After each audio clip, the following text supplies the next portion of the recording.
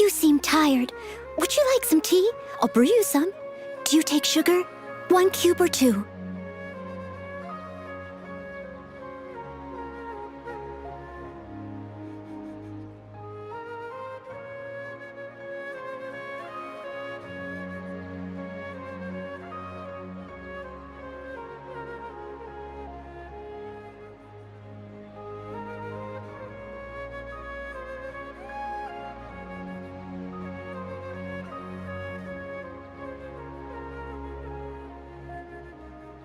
Leave it to me. All of it. Whatever it is. What exactly is it? I didn't quite catch your request.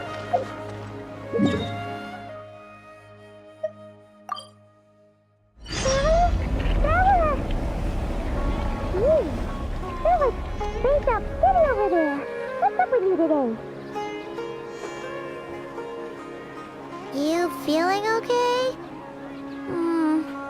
We've been traveling all over lately, so maybe you've come down with something. That's it. We're getting Baiju to check you over.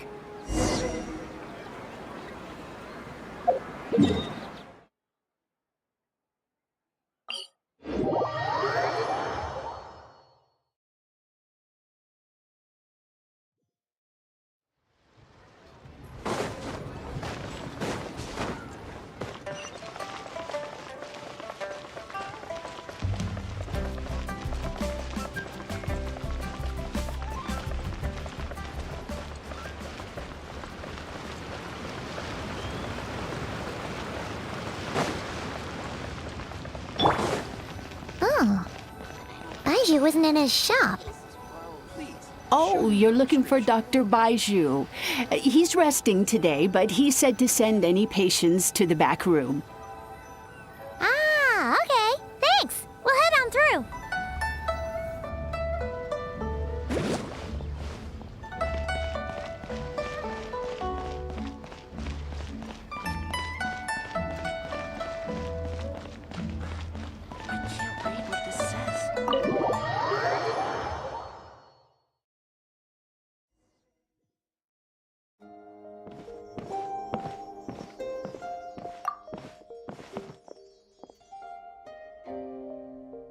Traveler, Paimon, welcome.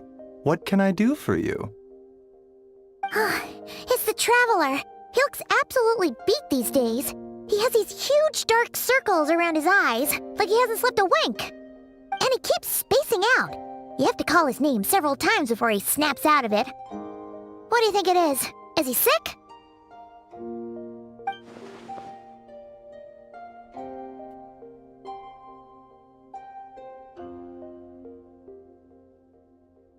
Very peculiar. In all the time we've been acquainted, this is the first time you've come to me with a health complaint. Come, let me take a look at you.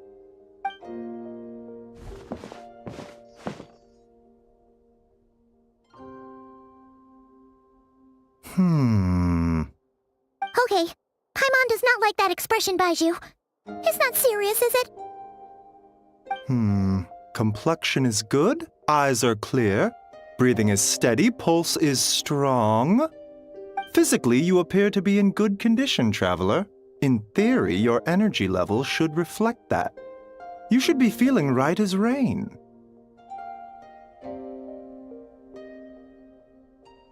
Hence my concern. A clean bill of health is usually a good thing, but in this case, it likely means your situation is more complicated. Physical illnesses come with detectable symptoms that can be used to diagnose, medicate, and cure the condition. But afflictions of a non-physical nature, they fall outside a doctor's realm of expertise. Huh? What do you mean, non-physical nature? Curses, dark magic, it's hard to say. It could just as easily be a simple case of mental fatigue. Why don't you rest here for a bit? Whatever it is we're dealing with, clues to your condition are sure to reveal themselves in time. Once we know the root cause, we can administer the right treatment.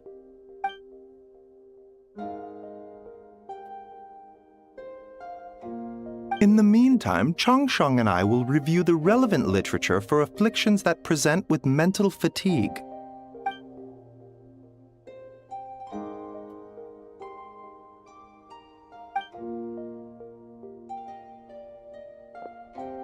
Oh, must be a rare condition if not even Baizhu and Changsheng have seen it before.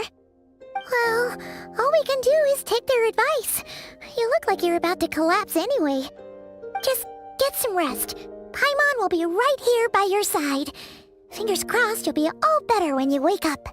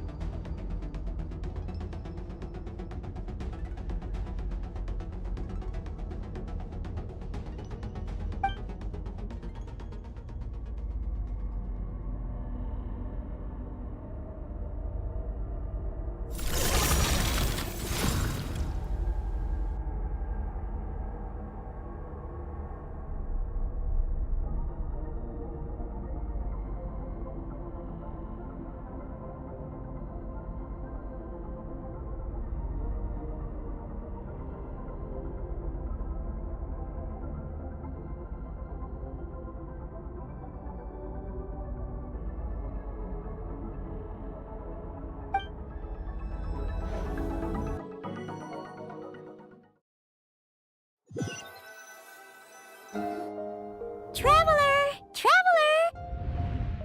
Rise and shine! Time to wake up!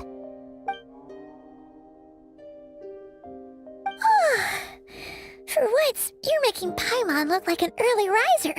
It's already afternoon. Hopefully all that sleep did you some good. Feeling any better?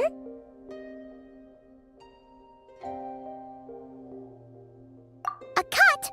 What? Did you scratch yourself in your sleep? All right, let Paimon take a look.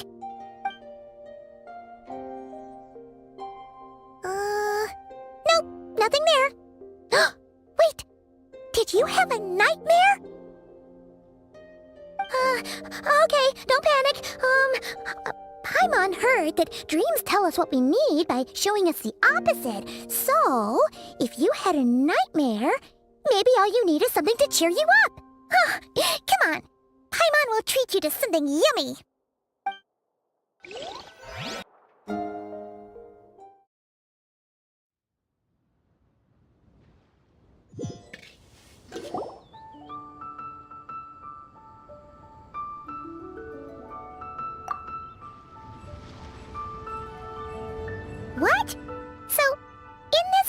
saying you were trapped in a weird place with thick fog everywhere, and then a spike came out of nowhere and stabbed you in the back?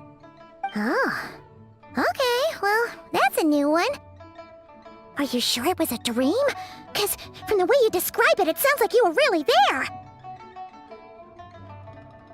But then again, you woke up right where you went to bed. And you were definitely in a deep sleep this morning.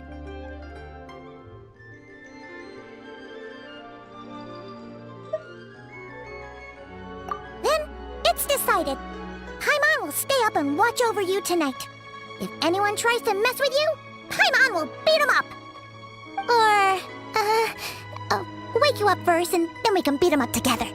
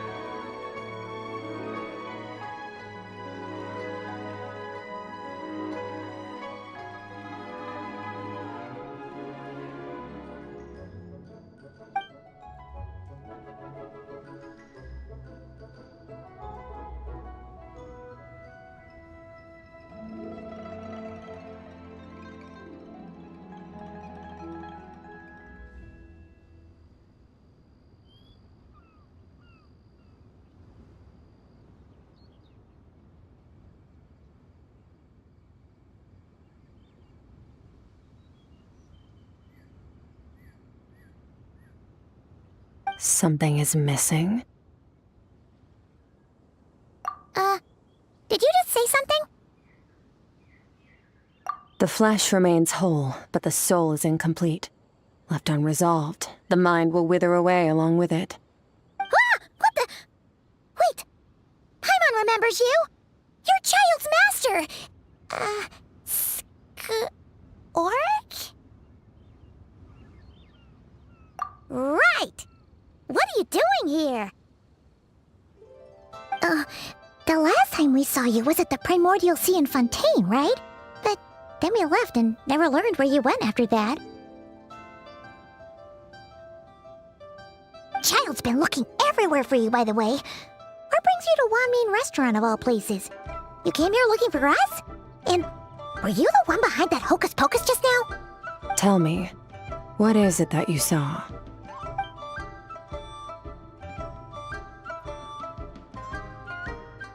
Tight-lipped, huh? I suppose that's fair.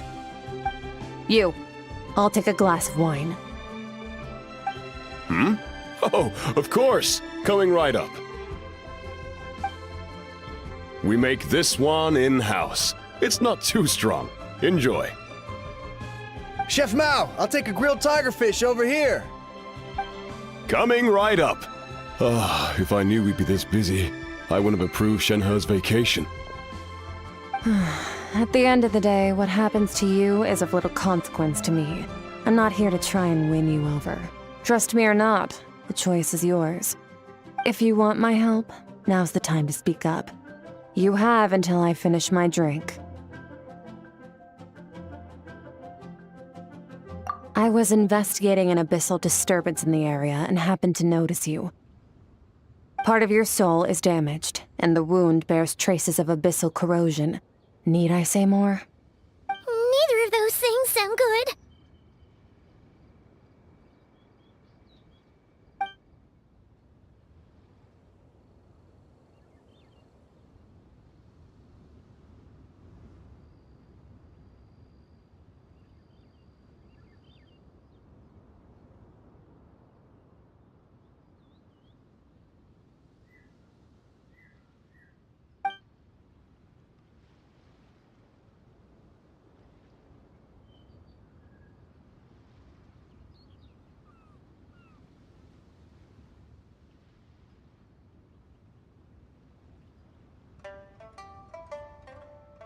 Well, should we trust her?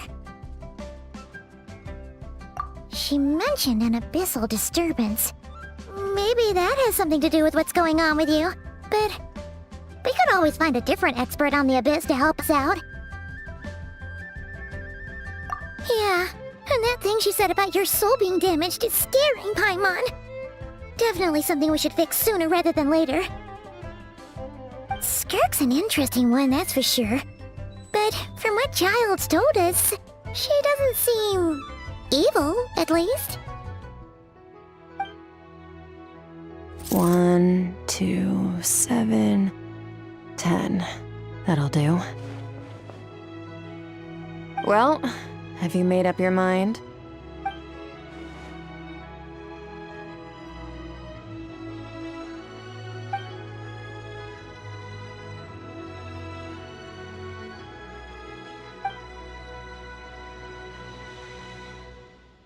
So, that's all we know, Miss Skirk. Ma'am, can you help us?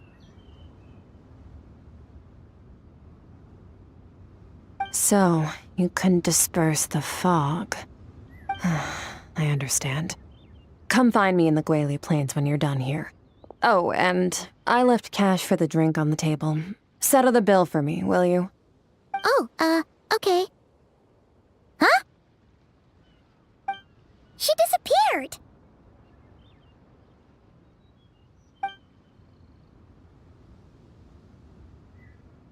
Wait, hold on. You overpaid. Here's your change. Oh, no. This includes the drink, so it should be the right amount. I didn't think you two ordered a drink. We didn't. It was that lady who came and sat with us, remember? You brought it out to her yourself. You sure? I could have sworn there were only 2 of you at that table. What? What'd you put in their dish, Chef Mao? Some kind of hallucinogenic mushroom? You got them seeing things. Seeing things? Wait, so neither of you noticed her? Young lady? About this tall, wearing a purple dress? She ordered a glass of wine! Oh, now you mention it, that vaguely rings a bell. And it looks like I did open the wine jar, so it must have just slipped my mind. In any case, that settles your bill. Come again soon.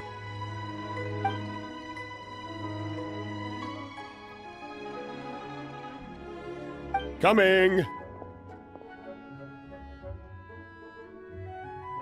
Okay, what was going on there? It's like they didn't remember Skirk being there at all. Even Paimon was half convinced we hallucinated the whole thing. But that Mora she left for us was definitely real. Oh, this whole situation is giving Paimon the creeps. But anyway, she told us to head to the Guili Plains, right? Let's not keep her waiting.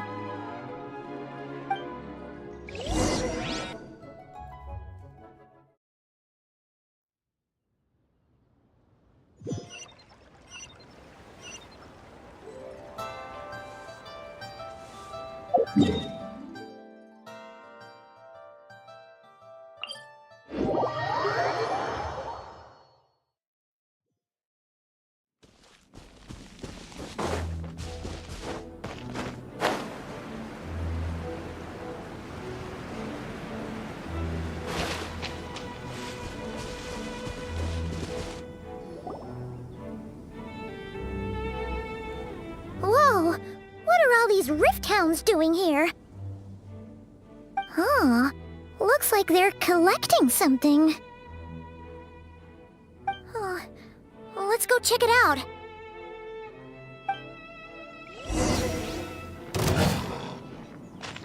You're toast! Out of the frying pan! Let's dance. Oh no! Steady as stone. Freeze!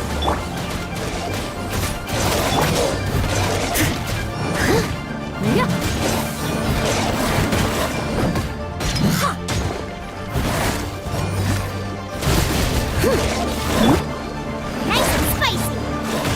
Cool it! I must leave no stone unturned. Let the show begin. Huh? As a good night should.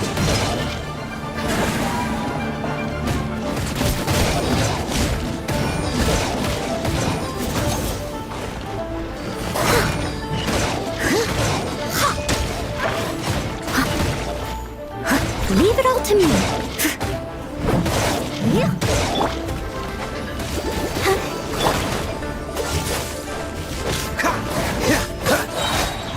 Oh, so sorry. Out of the frying pan, into the fire!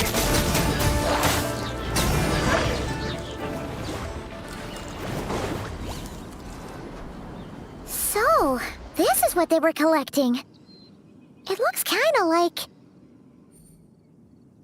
Yeah.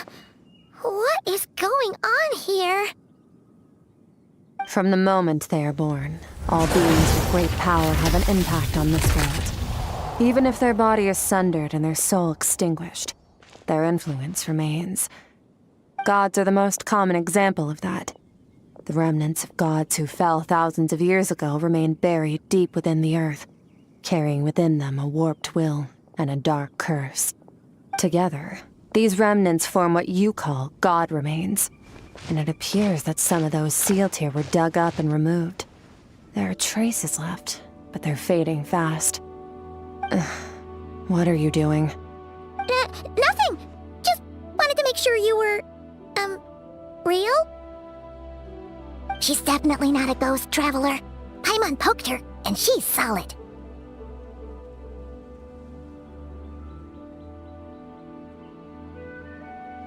Your life hangs in the balance, and that's what you're fixated on? Strange set of priorities. It was just a trick to avoid being perceived.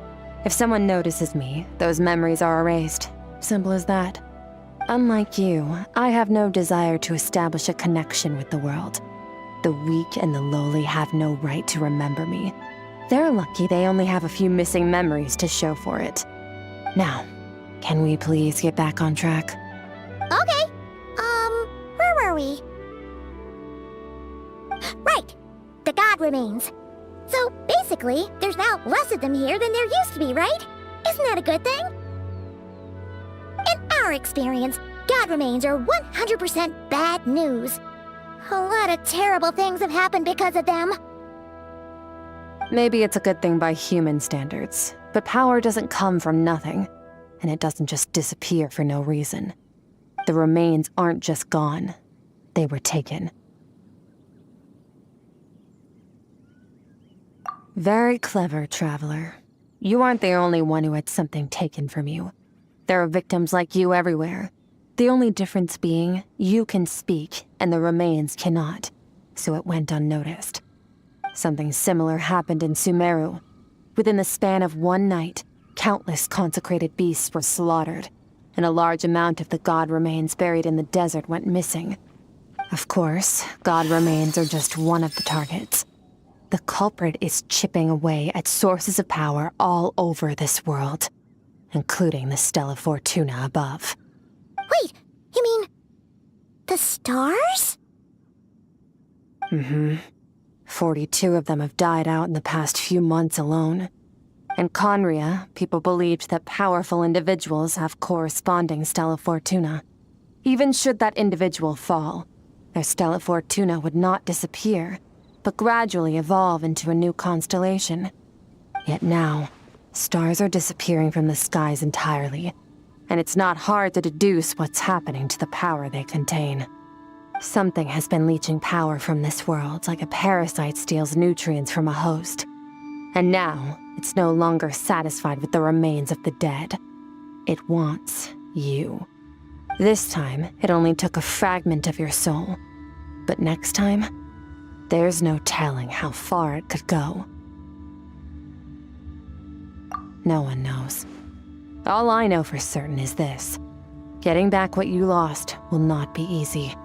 Considering how much power this entity has stolen, it must be a god-level being by now at least. But that's not the real concern. Souls are fragile things, and yours could easily be crushed if you go up against it. So you're gonna help us, right? We're going to help each other. You are my ticket to uncovering this thing's true identity. Well, great! You seem super strong and you know a lot about the Abyss, so Paimon will take it. Don't get all mushy on me. All I'm doing is helping you get back to normal after a sudden crisis. And I should warn you, getting mixed up with me can have unforeseen consequences. We're on very different journeys. You don't want to be in my debt, trust me. You help me uncover the truth behind this entity, and I'll help you recover what you lost. This is a transaction, that's all. You would do well to remember that. Now, come along. Yeesh! You'd think she'd be a little friendlier since she's agreed to help us. But nope, she's just like when we met her in the primordial sea. So cold. Well, whatever. If that's how it's gonna be, then she doesn't deserve our friendship. What she does deserve is a super embarrassing nickname. Ah! Paimon's got it. Frosty the Lavender Melon! Serves that Ice Queen right! Anyway, the important thing is that we get that piece of your soul back. So, let's follow her and see what sort of plan she's got.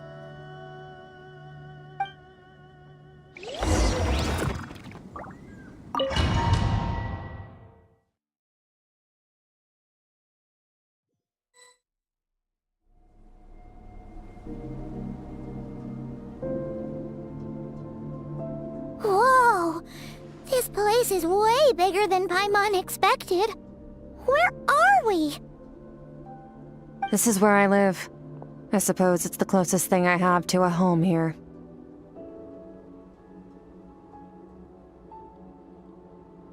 It is. I brought you here because time flows differently in this place. I don't know how much Ajax has told you, but when he fell into this space, I mentored him for 3 months. In that time, only 3 days passed in the outside world. Ajax? Oh, right! That's Child's real name! Yeah, Paimon remembers him mentioning something like that. So, a month here is equivalent to 1 day in the outside world? That should mean we're safe from that power-hungry soul snatcher for now, right? Yes, well, I didn't bring you here just to show you around.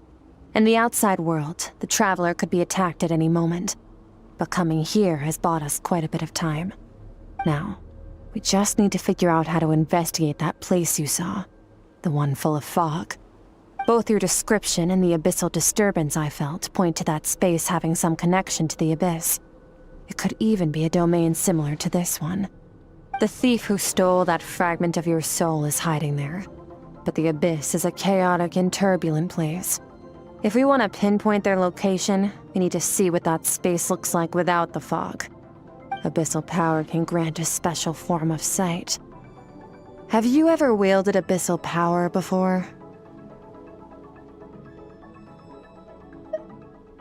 Okay. Do you plan to learn? That tracks. All the information you have suggests the abyss is something sinister, and that abyssal power is a wild and dangerous force that always spells disaster. And you're saying that's not true? Depends on your perspective. Floods and hurricanes take countless lives too. But if one day you gain the power to control them, what was once a calamity is now just another tool in your arsenal. I'll respect your opinion, though. Just means we have to turn to the second best option. A little abyss crystal that contains my power. Wear it on your head, and we'll be able to perform dream mirroring when we fall asleep. Dream mirroring? It means experiencing whatever the other person is dreaming. Everything they see, think, and feel.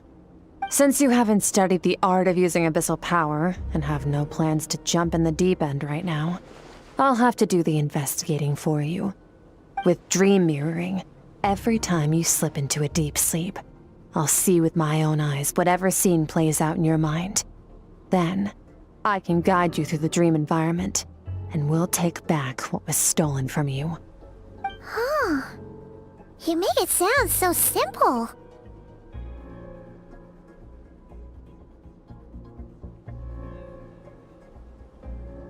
Tough to say. This is an unprecedented situation for both of us. Even assuming we do manage to find where this entity is hiding, like I said, getting your soul fragment back won't be easy. To play it safe, I need to give you some special training first. Wait, you're gonna teach him some of your martial arts? Does that mean the next time we see Child, we have to treat him like our senior? Do as you want. For my part, I don't see you as my disciples. You're already a pretty good fighter. All I'm planning to do is build on your current skills and train you for the specific scenarios that I think we might face. But that's enough talk. If you're ready to do this, then come with me. Time might be more lenient here, but that's no excuse to waste it. Oh, she moves fast. Paimon can hardly keep up with her. So, special training, huh? Kind of a rare opportunity. With your skills, there's not a lot of people qualified to train you. The last time something like this happened was probably anti-Raiden Shogun training, right? Oh, feels like a lifetime ago. Skirk seems pretty strong too, though. Remember how she said that the all-devouring narwhal was just her master's pet? Maybe we really will learn something here.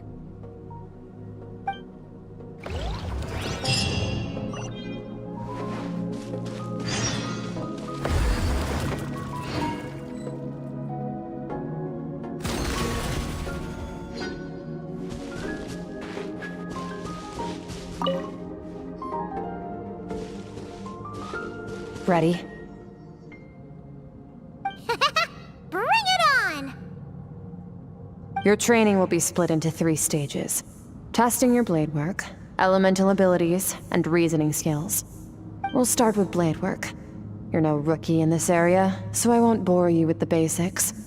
During your long journey, you've no doubt sparred with a lot of talented sword fighters. Consciously or not, you will have picked up all kinds of techniques from them. You bet! There's Kaya, Master Jean, Kuching. Oh, and Kazuha, Ayaka. Yeah, we've met sword masters like you in every nation we've been through. You sparred with a bunch of them too, right? Nice to know it's all gonna come in handy now. Don't get too smug. In sword fighting, techniques alone are not enough. You need a cohesive system to bring it all together. A style or school of fighting. To use the human body as an analogy, your style is your skeleton, the foundation, the framework. Techniques are the muscles and other flesh attached to the bones. This is where your strength comes from. Improving your sword fighting is like growing that body. If your frame got bigger and taller, but you didn't add any muscle mass, you'd be weak and flimsy. Then again, if you packed on pounds of flesh without a big enough frame to support it, you'd end up bloated and unwieldy.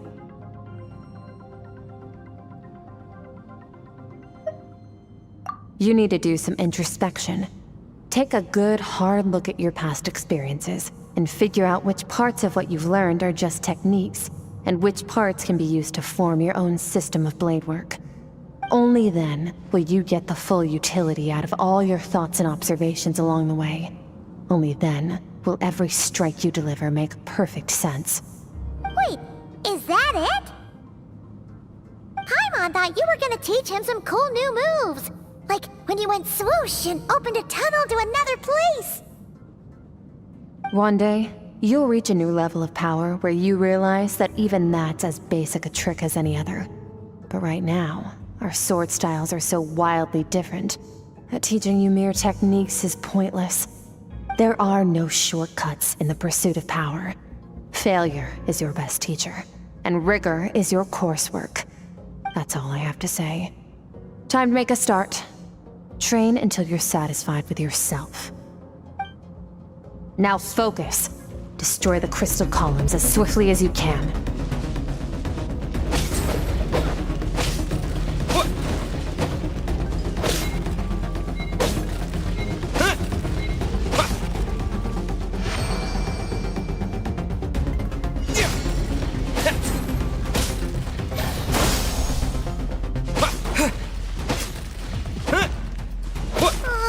This is making Paimon's head spin.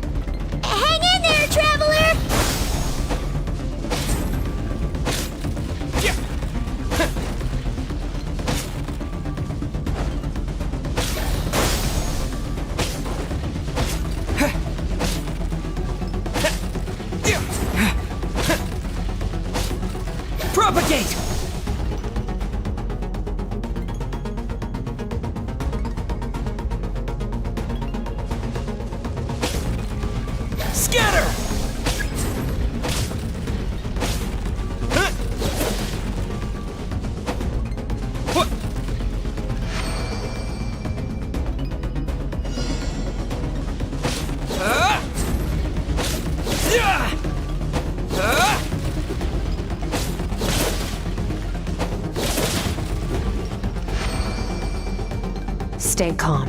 Use your head. You have to keep it together.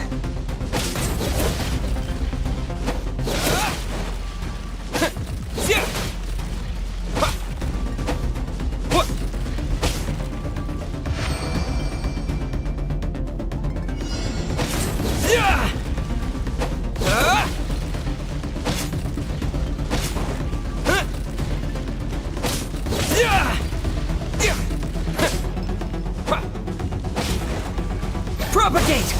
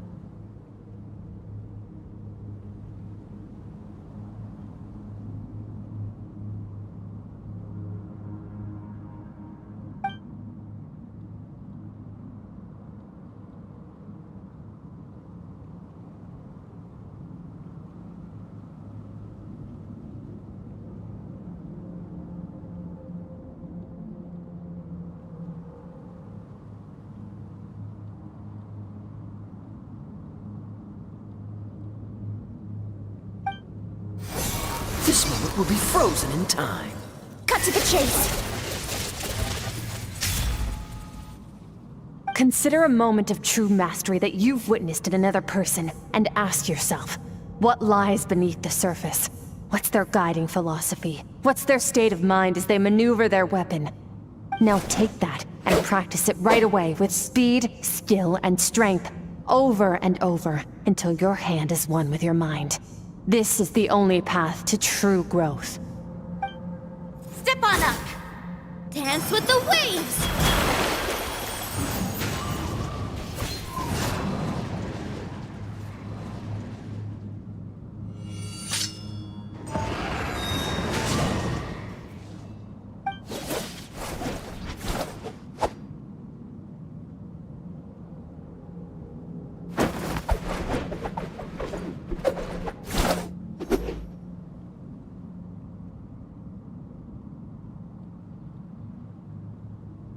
If you start to tire, empty your mind, but do not stop. Stay in that frame of mind as you keep up the fight. Get rid of all redundant movements. Imagine your sword is an extension of your own body. Wield it just as you wield your arms, hands, and fingers. 'Twas on a deserted, moonlit night that the hero approached the vile dragon's limpid lair. Rain Cutter! Feathers fleeting wet, the white heron treads water, a sight without flaw. Master of Inazuma Kamisato art Tachijutsu.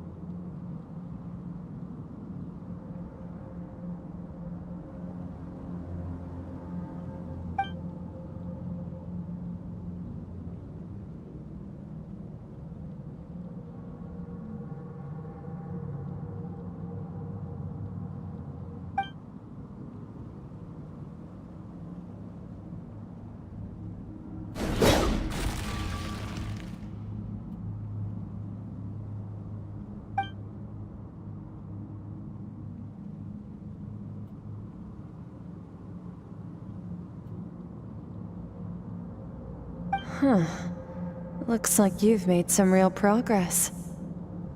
That concludes your training session. Awesome! you could do it! How do you feel? As you should be. Time flies when you're training hard. You've actually been going for several days now with no rest. Yeah, meanwhile, Paimon's had a whole bunch of naps. But you were so focused, she didn't want to interrupt you. Go get some sleep. I'll be doing the same very soon. Let's hope you see that foggy place in your dream, so I can get this investigation over and done with.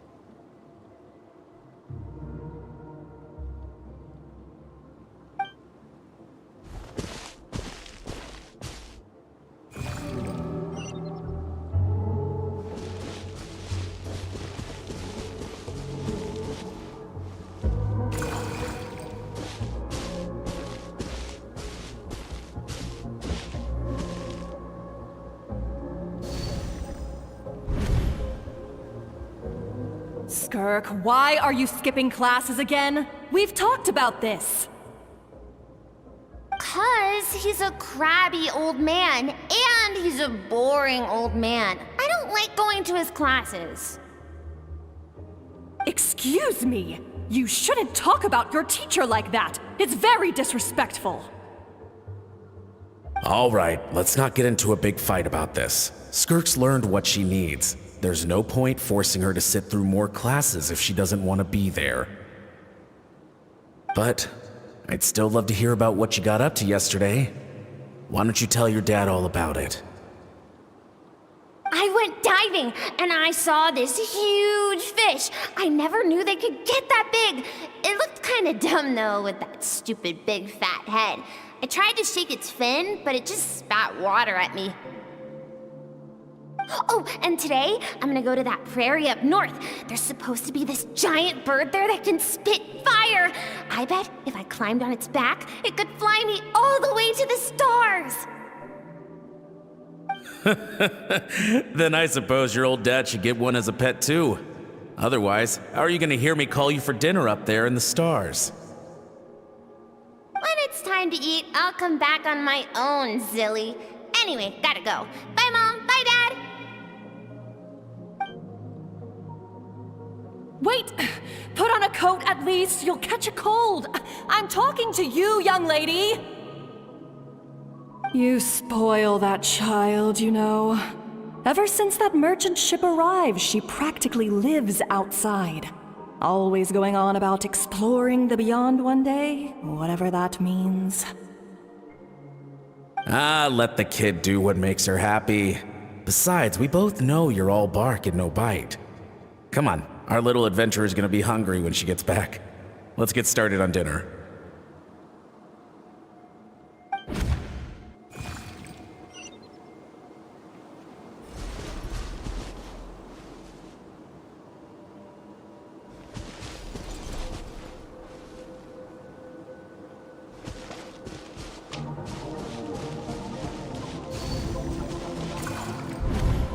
The stars shimmer high above. But what lies beyond the stars? Mountains as far as the eye can see? An endless snowy plain? Or maybe buildings taller than the sky, like the people from the merchant ship said? I can't be the only one asking these questions. The universe is fascinating. If only I could meet some other people like me. We could set sail together and explore every corner of the world. I'm sick of being a kid. There's so many amazing things out there, and I'm ready to see them all. But for now, I'm starving. Better get back.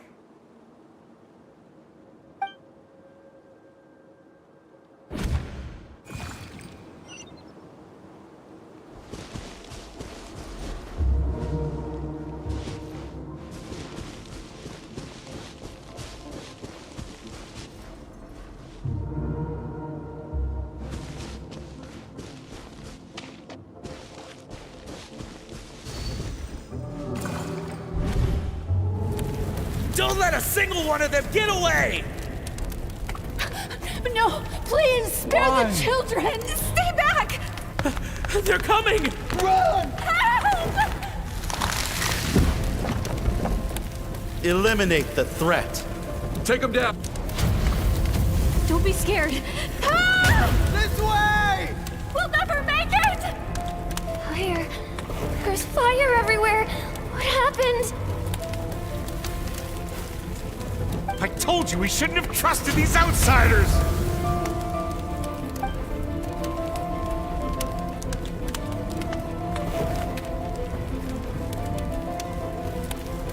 Why are you doing this? What did we do to deserve this? We welcomed you with our finest food and drink, showed you the best our home has to offer, gifted you cloth dyed by our own hands. And this is how you treat us? Run! Save yourselves! Captain, Zone 3 is clear and we have Zone 2 surrounded. Begin extermination. Remember the orders from upper command.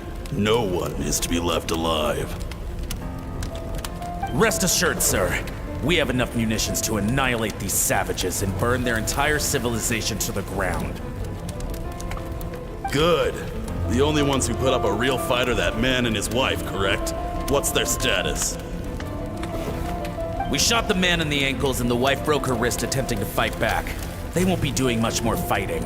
They're holed up in their home for now, but they won't last long. To prevent them from making some kind of last stand, We're planning to clear out the other zones first so we can send a bigger squadron to surround them. Well, well. Turns out some of these beasts do know how to use their claws. Now the threat these savages pose will be undeniable. Let them cling to what's left of their lives for a little longer. Once the other zones are cleared, I'll cut off their heads myself.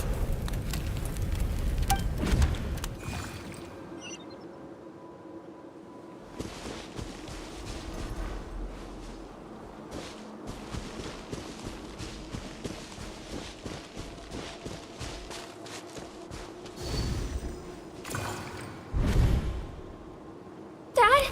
Mom? Skirk, you're all right? Thank heavens. I'm so happy to see you, sweet girl. But you need to go. It isn't safe here. They'll be back any second. What happened? You're bleeding a lot. Dad? Mom?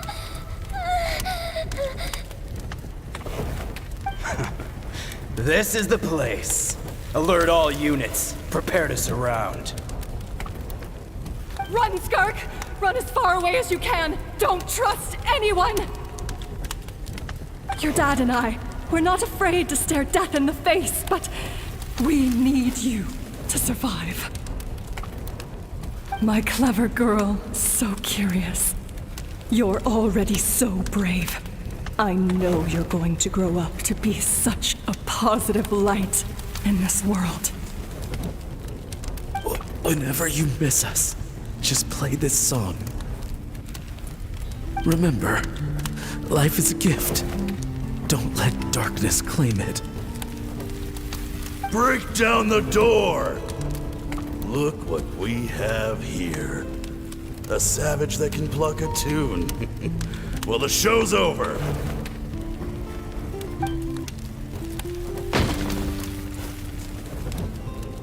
You! Stop singing! Shut it! I said shut it or I'll make you! Fine. Have it your way!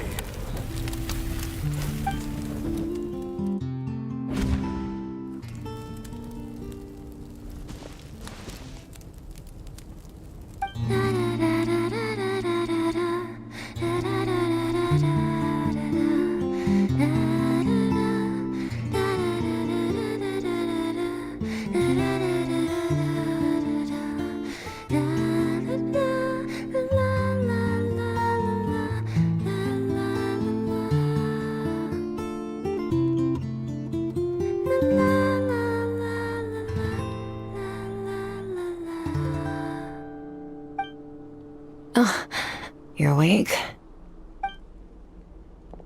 I found a few clues while you were asleep, but it's only a start.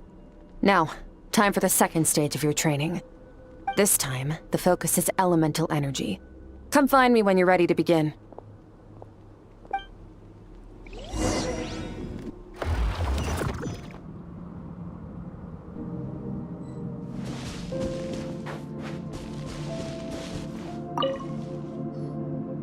Man, staying in the abyss feels so surreal, don't you think? No day and no night. It's like time hardly exists. If we weren't careful to keep track, it feels like we'd have no idea how long we've even been here. Well, except for the fact that Paimon still gets hungry like clockwork. You go do your training. Paimon's gonna grab a bite.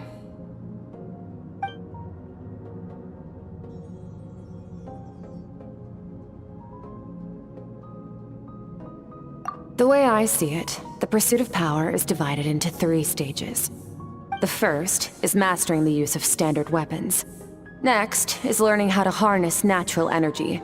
And after that, you're free to challenge even higher dimensions. The natural energy of Tevat is, of course, elemental energy. But that's not my area of expertise. I draw from a different source of power.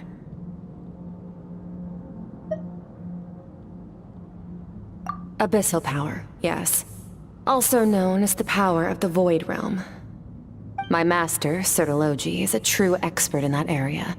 After all, he was one of the group of 5 that infamously stole the all-encompassing power of the Abyss, an act for which the people of Conria gave them the epithet, the 5 Sinners.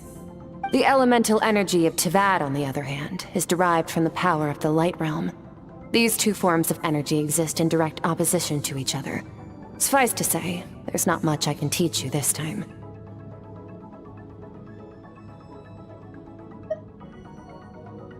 A keen observation, traveler. Call it respecting local norms. The Abyss stands in direct conflict with the will of this world. So, to make my life easier, I disguise my power to make it appear cryo-like in nature. It's a technique I learned from some Conrian ruins, known as the 7 Shifting Serpent. If you ever change your mind about delving into abyssal power, I can teach it to you.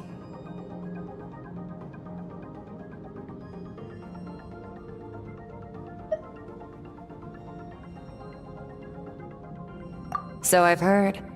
You seem to have a knack for removing abyssal power. But is purification really what's going on there? Like I said, power does not simply disappear.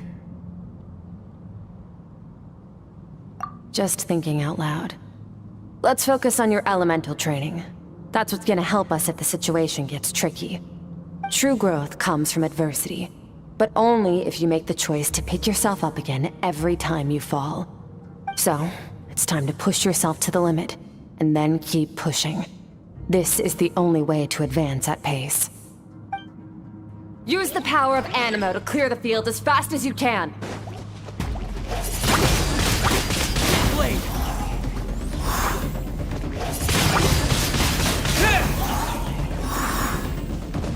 Wind Blade!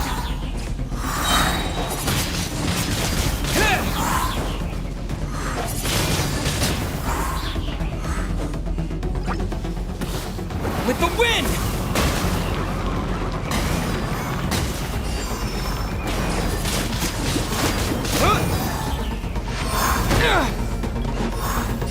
Observe your surroundings. Look for things you can use to tilt the scales of success in your favor.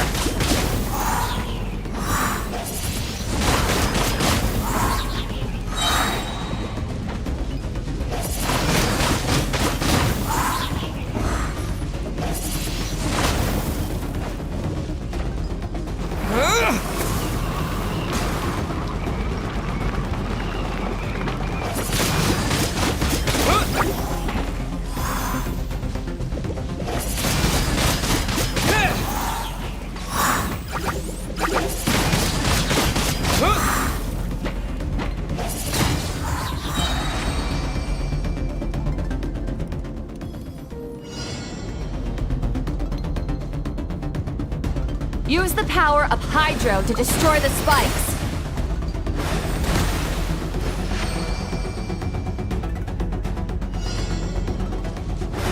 What? Faster! Don't give them a chance to strike you. You need to be quicker than you were in your dream. You can't afford another injury like that.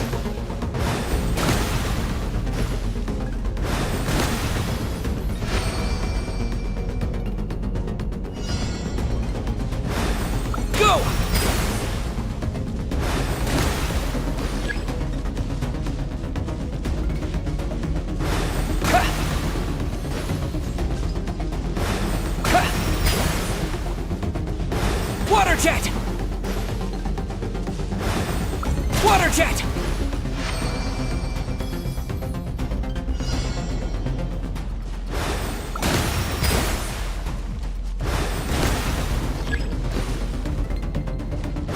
Go! Water jet!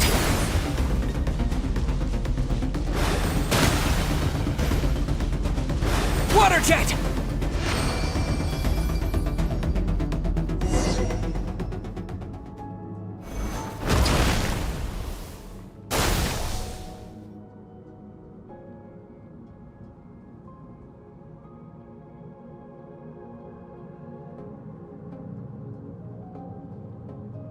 You need to understand what makes you special. The ability to wield elemental energy without a vision and switch between the elements at will. It means your aspirations need no approval from the gods. Your power is not bound by the rules of this world. So be bold. Do not be afraid to chart your own path.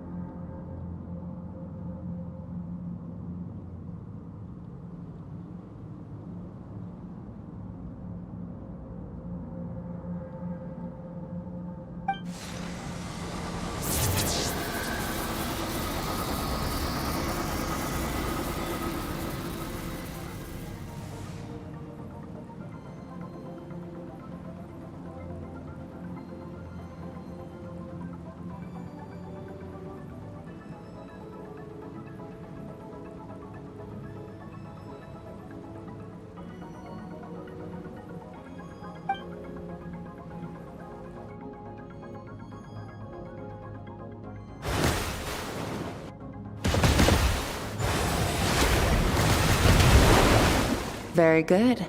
It seems you've reached a deeper level of connection with the elements. Long enough for you to lose yourself in your training, which is a good sign. Relentless practice with the elements has drained all your strength, but it's also what allowed you to make progress. Get some rest. When you wake up, we'll proceed to the final stage of your training.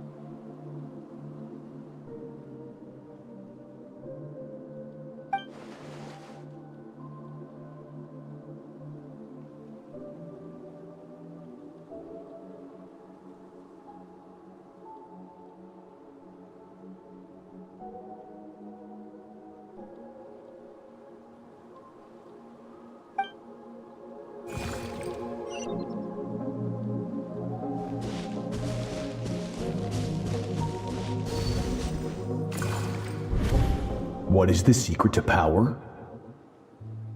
Longing, hatred, self-preservation. No, it is fear. The fear of losing those you love. The fear of watching your home burn. Fear of loneliness. Fear of death. Fear is the source of evolution. It forces humanity to adapt to their environment and overcome hardship. It is in the process of prevailing over our fears that we surpassed first ourselves and then the rest of the world. That fear is now part of you. It calls on you to evolve. And it is time to answer.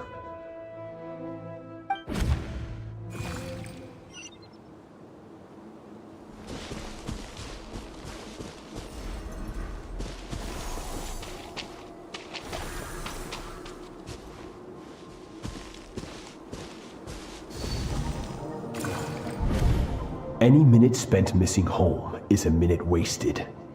Practice your sword work instead. Do not make me tell you twice. But, Master, I can barely lift the sword anymore. If I keep going, I feel like my wrist is going to break. So it has not broken yet. Then pick up your sword and keep practicing until it breaks. I want to hear the cracking and splintering of bone. After all, bones can always be reset.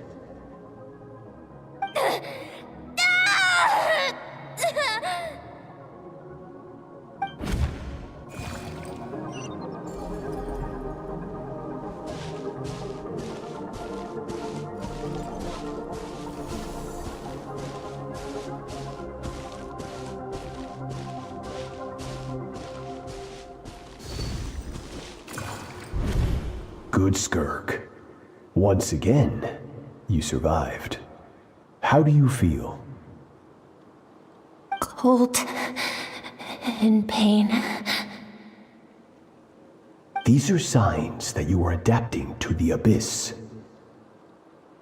Each time the flesh is torn and the spirit crushed, each time you claw back from the brink of death, you become stronger.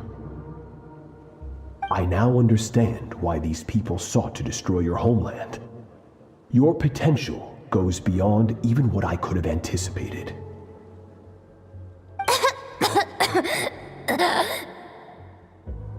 But you still have much to learn in your pursuit of strength.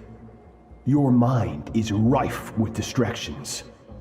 From now on, I shall show no mercy in your training. You must learn to shut out all the pointless emotion, crush the self that makes you weak, and become master over your physical form. Get up, Skirk. Wipe the blood off your face. Cut away the rotten parts of your flesh, and mend what is broken. Then take up your sword.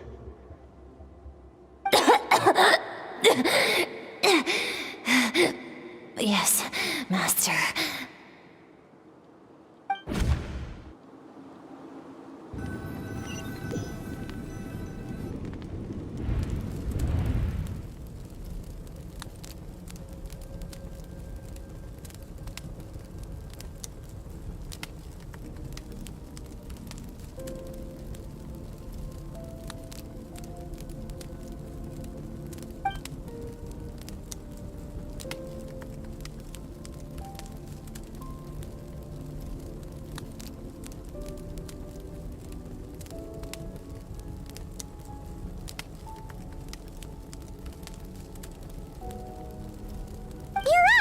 Hopefully you got some good rest. Skirk said to tell you that she's ready to start the final stage of your training whenever you are. So, want to head over now? Or did you want to wait a little?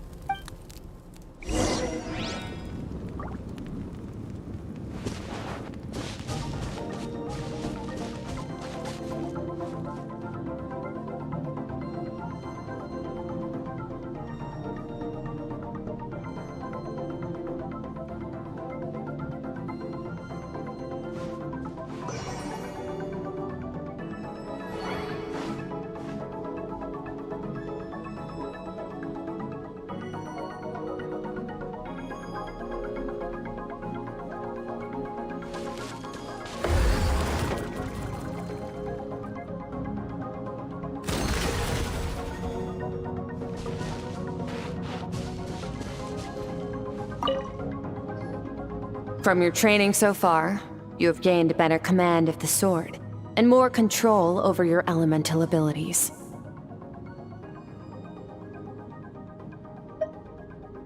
That's only part of it. Experience is the real teacher. Your journey, the friends you have made, the dangers you have faced. These have taught you more than I ever could.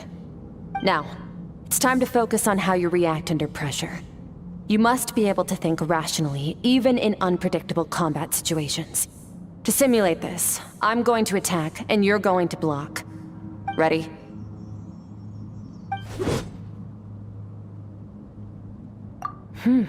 Not bad. That defensive stance looks near unbreakable. Just like your sister. Oh, that reminds me. You still don't know what happened to her, do you?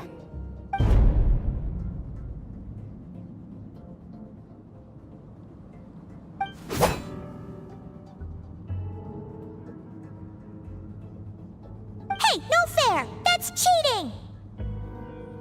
You think every opponent has the same moral code as you? You can denounce their deplorable methods all you want, but only if you live to tell the tale. The dead don't get to complain. Strong emotions will always arise in combat. Anxiety, anger, fear. But a true warrior is never at their whim. Only when you are free from the influence of emotion can you make the right choice, no matter the situation.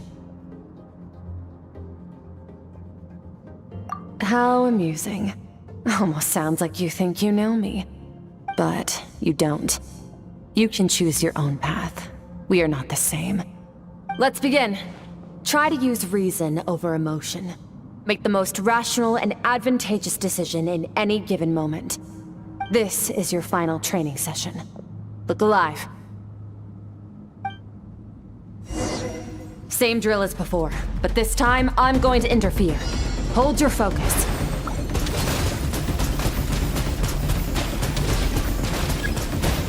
Go! Water jet!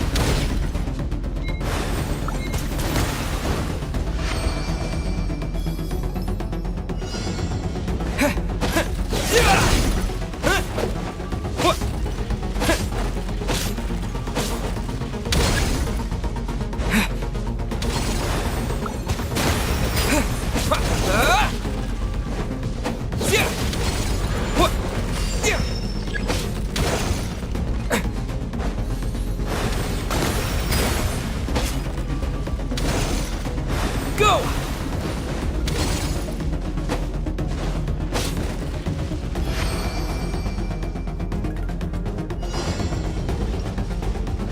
Water jet!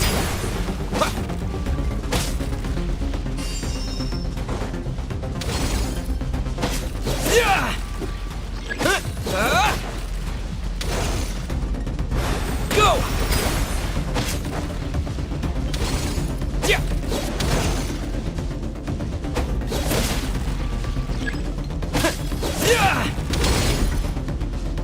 Water jet! Not bad. Better than I expected.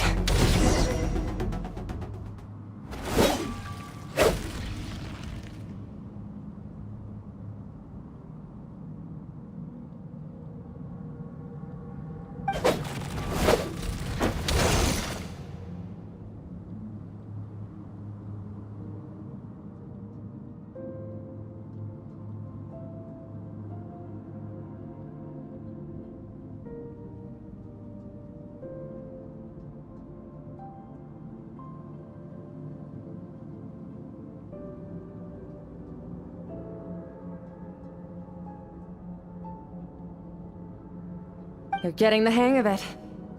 The first step to controlling your emotions is controlling your mind. You want a unified train of thought. It all comes down to focus.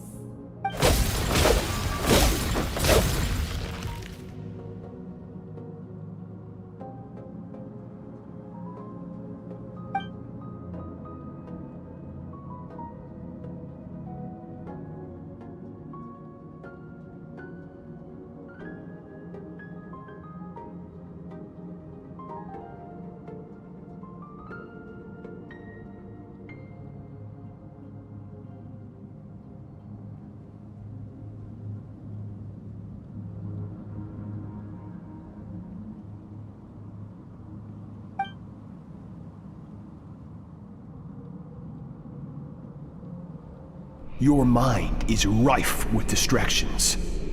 From now on, I shall show no mercy in your training.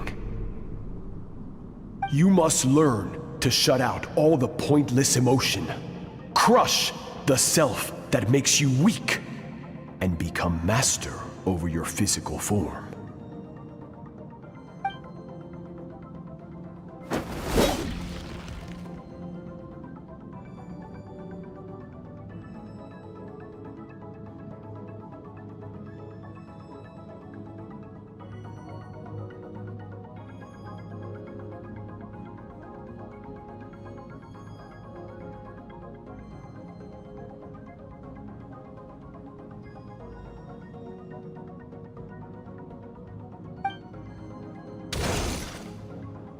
Stop. Let's pause here. One look, and I can tell your mind has wandered. That's to be expected. There's a limit to how long a human being can concentrate on one thing. Staying calm and focused sounds simple in theory, but in practice, it's more demanding than sword work or elemental abilities.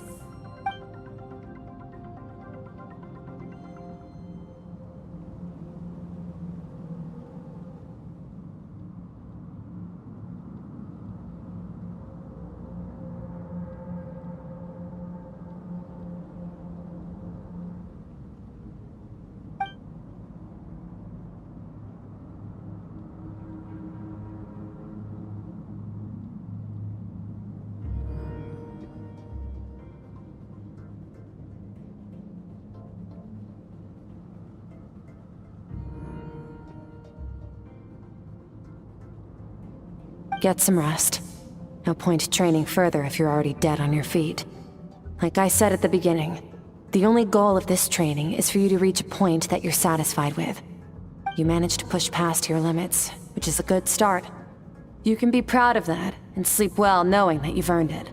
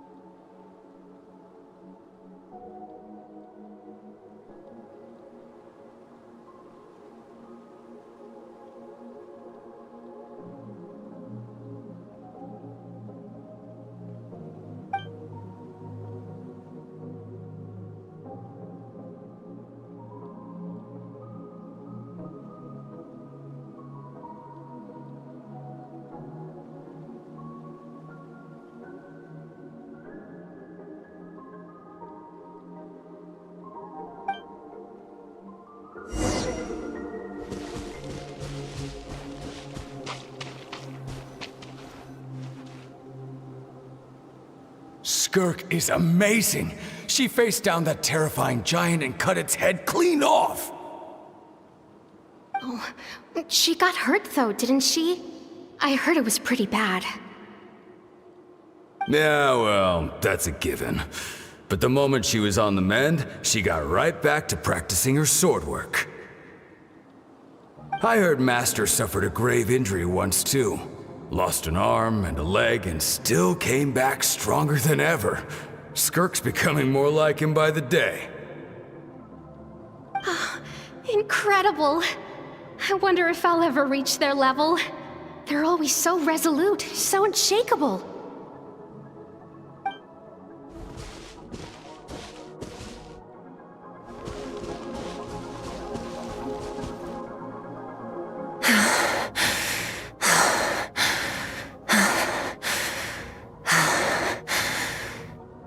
Pathetic. You're not even trying.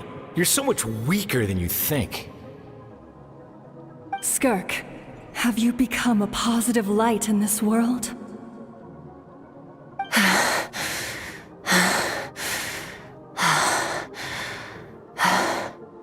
Do you even remember how many of us perished in that fire?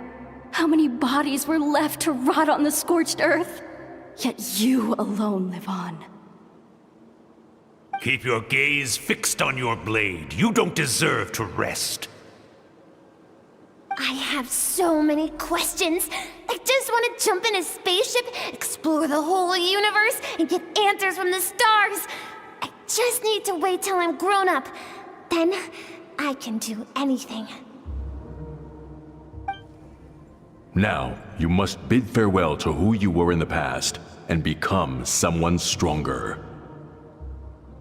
Run! Skirk! Run!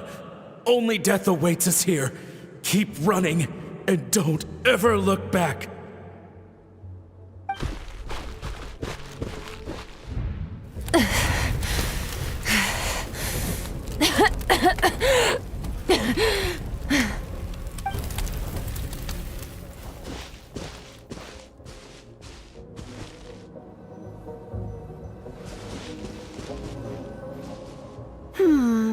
Let's see here. First things first, you need a new identity. Going around telling people you're from somewhere beyond the stars won't do, now will it? How about saying you hail from beneath the earth instead? As the Conrian saying goes, venturing out into the universe and down into the abyss are the same in that both are braving the dark unknown. Well, I'm a visitor on this planet, so I'll follow the rules.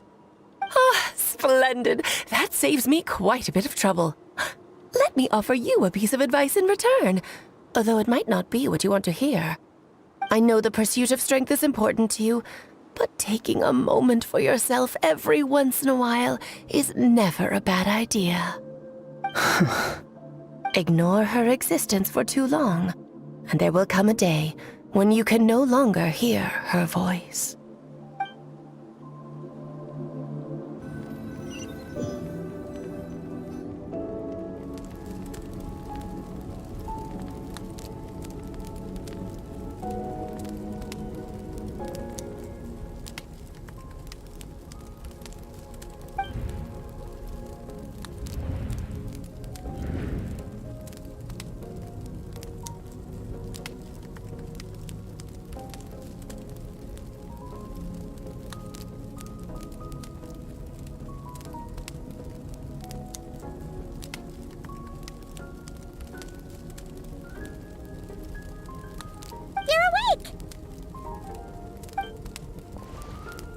You must be starving, right? Ta-da! A barbecue feast just for you!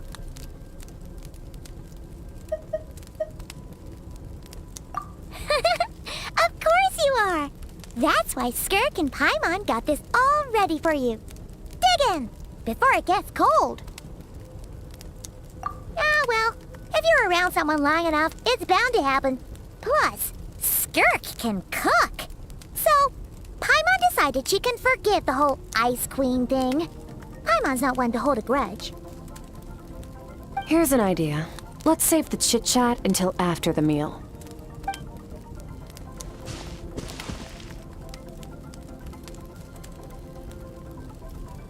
Ugh, so full. Okay, it's Paimon's turn to sleep now. Wake her up when it's time to go.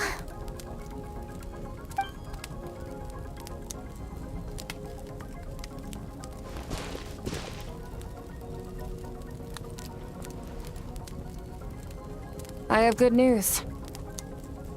First, your training is complete.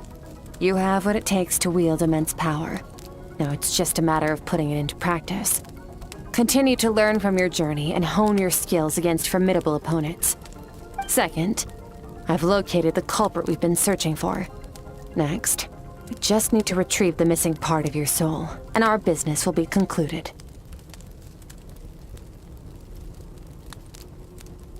When Ajax trained with me, he once told me he was bursting with questions. So I allowed him to ask me 3 of them before he left. You and I may never meet again, Traveler. So if there's anything you want to ask me, now's your opportunity. Just like Ajax, I'll answer 3 of your questions.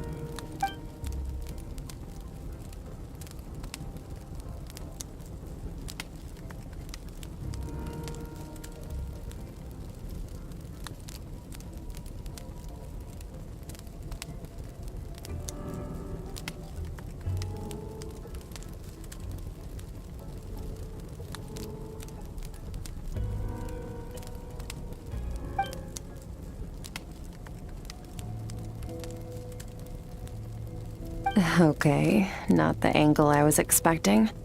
What makes you ask that?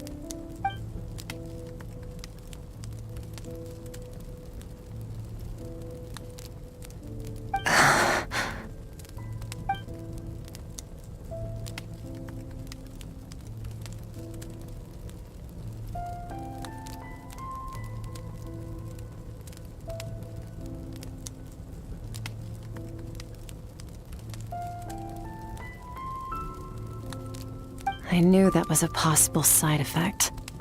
Closed off my mind to you for that exact reason. Even with the dream mirroring, you should have seen nothing but endless darkness.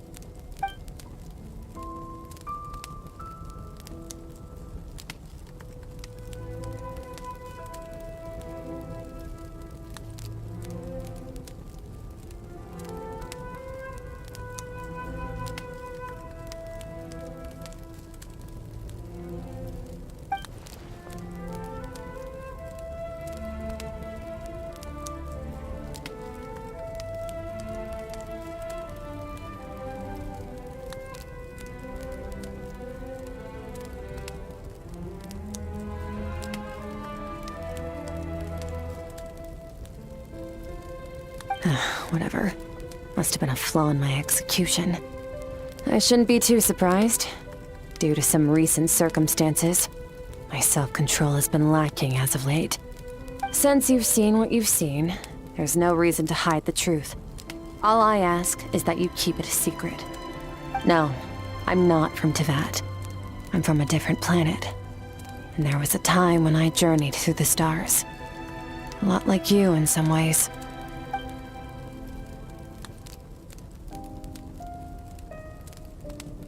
No, we're different in that respect. You're influencing the fate of this world. But me, I'm just passing through. Several hundred years ago, my master, Sertologi, opened the border between worlds and sent me here.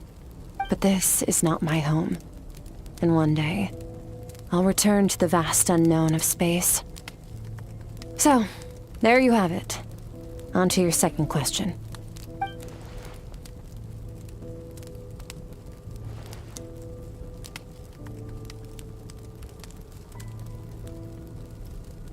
To become stronger. For certain reasons, I need to bridge the power gap between me and my master as quickly as possible. But first, I need to understand the source of his strength. To do that, I need to follow in his footsteps, walk the path he once walked, and somewhere along the way, I'll find out how to defeat him. That is my sole focus and purpose. Okay. You have one question remaining.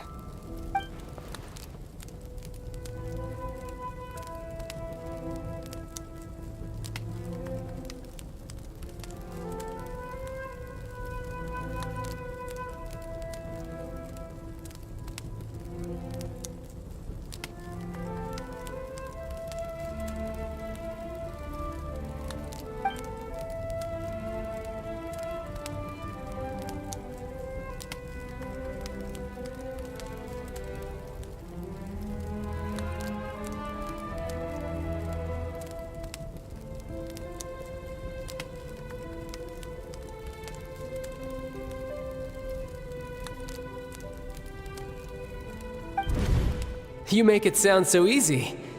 Ever since the incident I experienced there, I've never stopped searching for Master Skirk and that unknown abyss.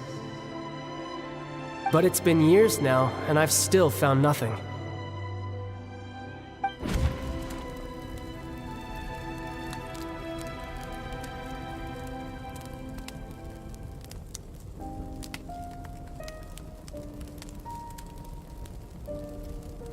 Well, your last question?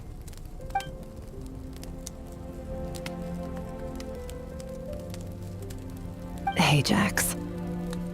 His situation is different than yours. Before you ever crossed paths with me, you'd already encountered many formidable people, studied their techniques, and developed your own skill set. So, during your training, all I had to do was build upon that foundation. But Ajax was so young when he came to me. A complete blank canvas.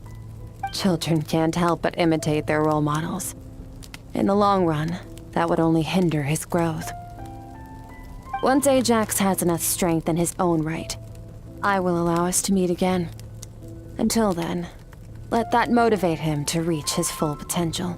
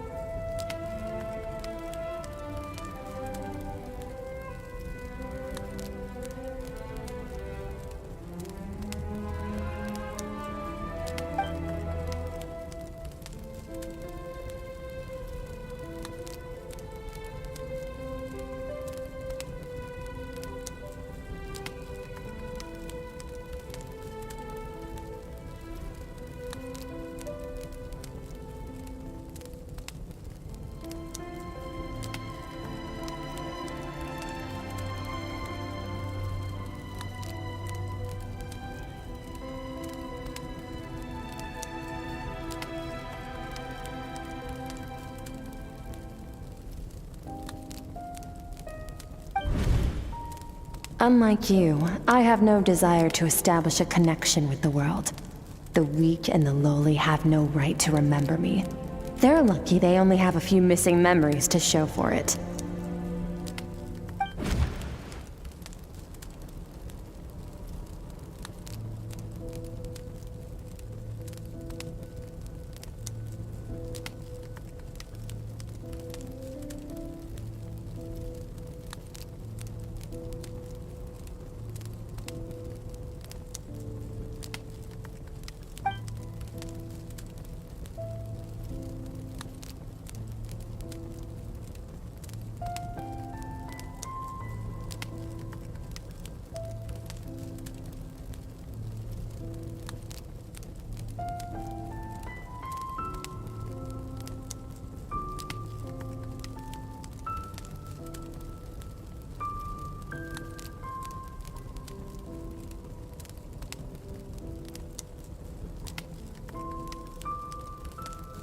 Wake up your companion. It's time to go.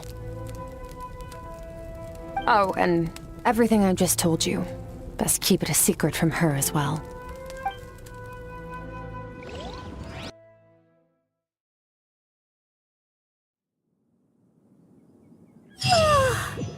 Time to go. Oh, finally. Where are we headed? Just fall.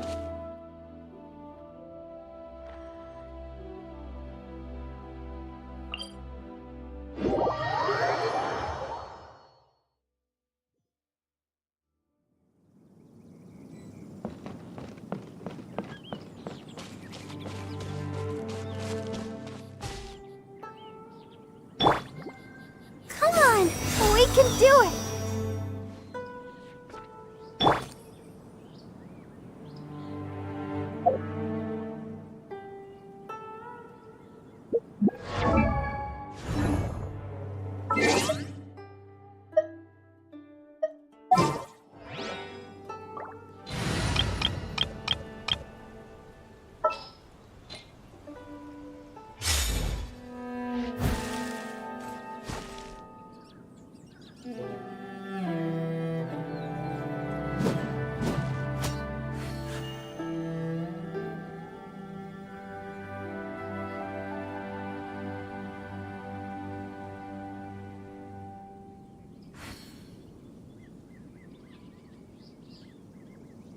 You seem tired. Would you like some tea? I'll brew you some. Do you take sugar? 1 cube or 2?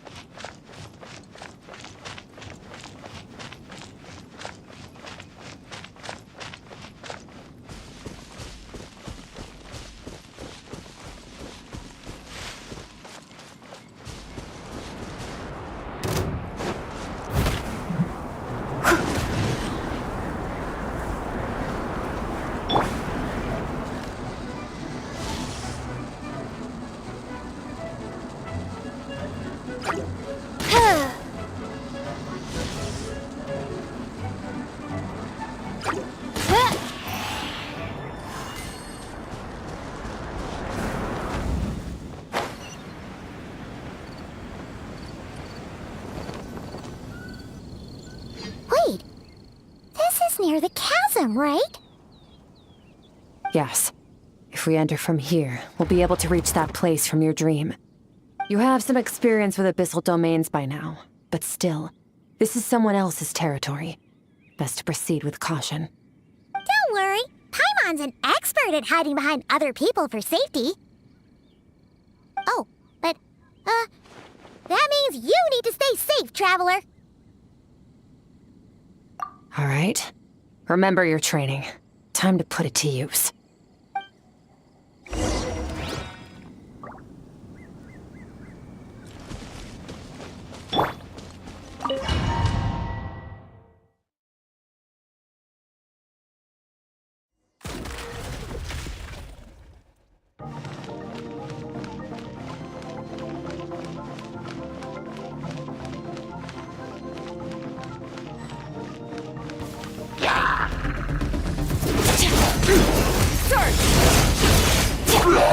Water jet!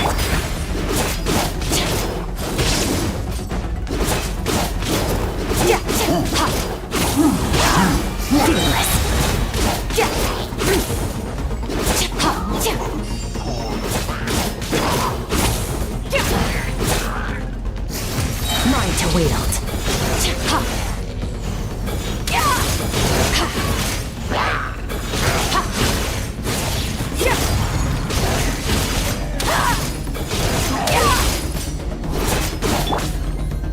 Water jet! Yeah! Go!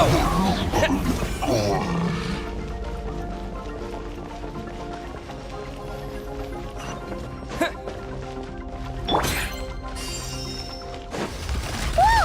Look at all these spikes! Careful! Don't get hit! You know what? Paimon's just gonna float behind you. Come on, you got this.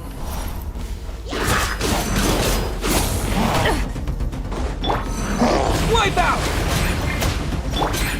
Yeah, start! Mine to wield.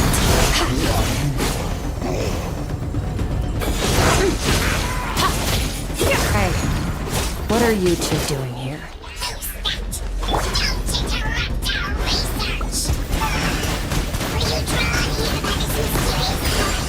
Dusty.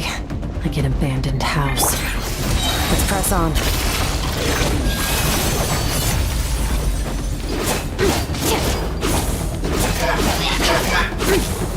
Extinguished!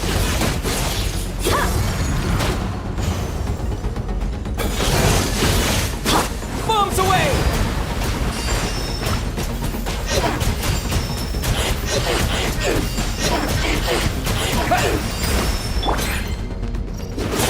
Surge! Yeah!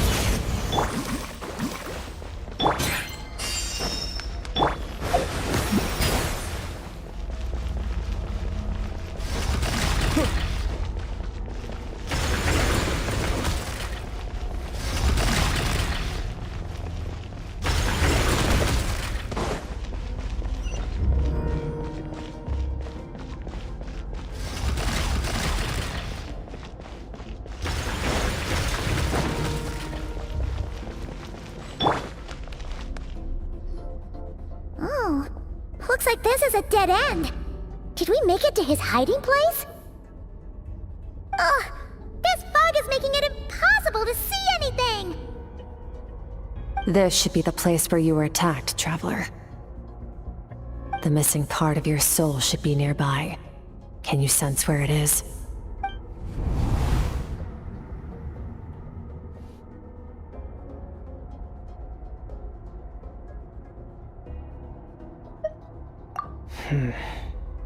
Our opponent must have covered his tracks just in case. Otherwise, you should have sensed it much more strongly. Hold on! Look! The spikes are back! Stay calm. Let's hold back a little. Give our enemy some wiggle room so we can see what we're dealing with. If you're too reckless, we might be playing right into his hands. Our enemy took part of your soul for a reason. It's likely he integrated it into his attack somehow. If we're smart about this, we can track it down.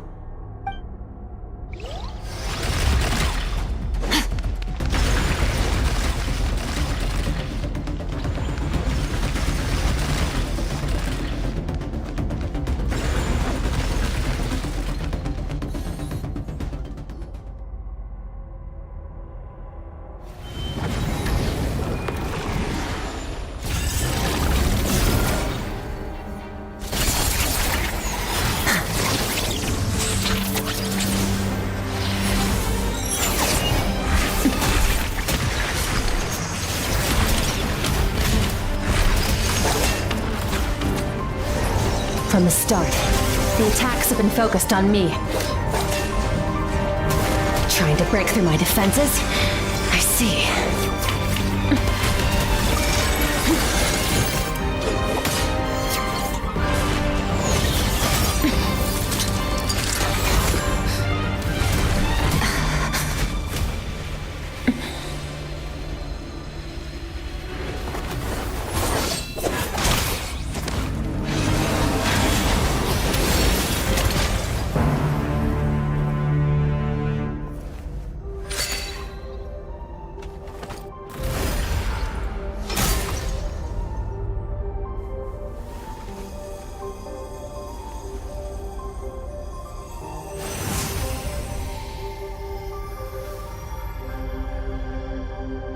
There.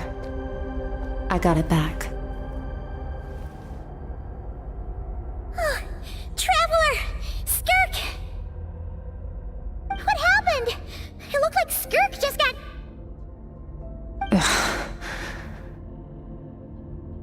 In the Gwali Plains, you asked me why this enemy chose you as his target. Now, the answer is clear. It's not just the fact that your strength is impressive. It's also because of your ability to, as you put it, purify abyssal power. Whatever that actually means. The fact is, that ability allowed him to do something that should have been completely impossible. Namely, break through my defenses and steal my power. No, he couldn't have known I'd come to his domain. He only stole your soul fragment because he knew the value of its power. I doubt he expected it to come in handy so soon. Call it fate, if you want. I believe that's the term they use in this world for arbitrary coincidences like this. In any case, It works to our advantage. Once I realized what he was using that power for, it gave me the chance to get back what you lost. I'll cope. Well, done gorging? Good. Time to answer some questions. How did you get the power of the all-devouring narwhal? The all-devouring narwhal? Oh, of course! Paimon knew that spike thing looked familiar. It looks just like that narwhal's horn! I highly doubt you acquired that power through your own strength. Tell me I'm wrong. You're desperate enough to scour the land for god remains and whatever vestiges of power you can find. That alone proves you wouldn't be able to defeat a creature like that. Which leaves one possibility. You know my master, the Foul, Sertologi. The Foul? Who dares call him foul?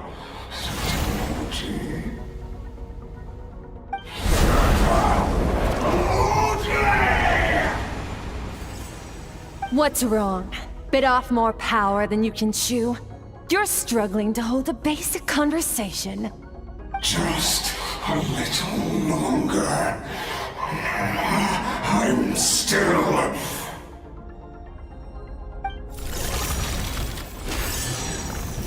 Look!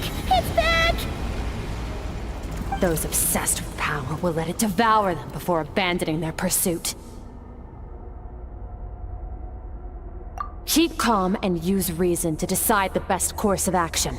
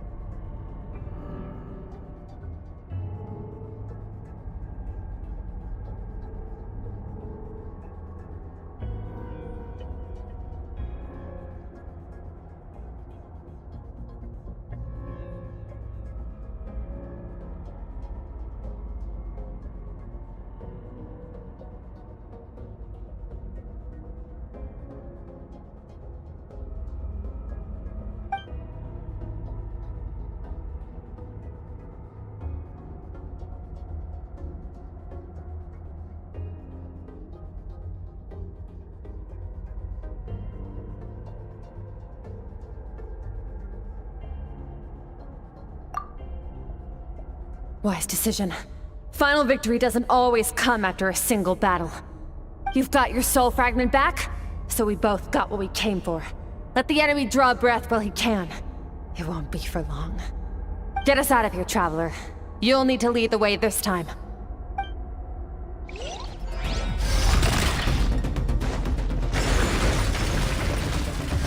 Skirk, is your shoulder gonna be okay? The wound is minor. It'll heal in no time. You should focus on getting out of here alive instead. Uh-oh! Falling spikes! Run!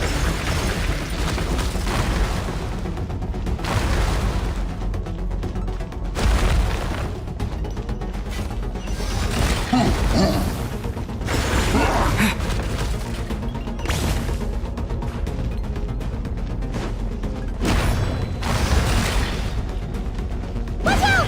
Looks like this place is about to collapse!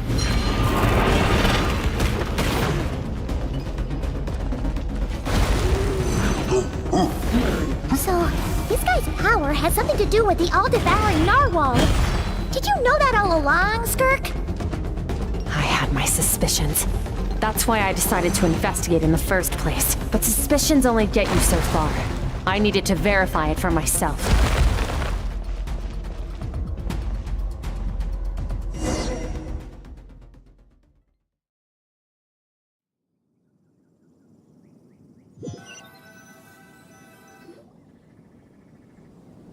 Phew. Oh, I should be safe here, right? I no longer sense his presence. Can't have followed us out of that abyssal domain. Weaklings like him will find that my power is not so easily controlled. He won't be leaving that place until he's managed to digest it. You seem surprised. I suppose that's fair. You've seen but a fraction of what that whale is capable of. That gaping maw could swallow a planet whole. It's called the all-devouring narwhal for a reason. Devouring is what it does best. It can extract power from anything, dead or alive, as long as it manages to make physical contact. Yeah. When we had our run-in with that thing, Neuvillette mentioned that it has an instinct to devour. Your dragon friend recognized the nature of its abilities and used the power of Hydro to protect you. That worked because it was in a satiated state, so it was somewhat less aggressive than usual. It's a different story when it has no more power to feed off of. That's when its true voracious nature kicks in. It could devour everything on the planet in that state, which is why I cast it into that void space. But I hadn't counted on there being anyone left on this planet capable of wielding its power. To me, that says he must have encountered the whale a long time ago. Meaning, he must have known my master.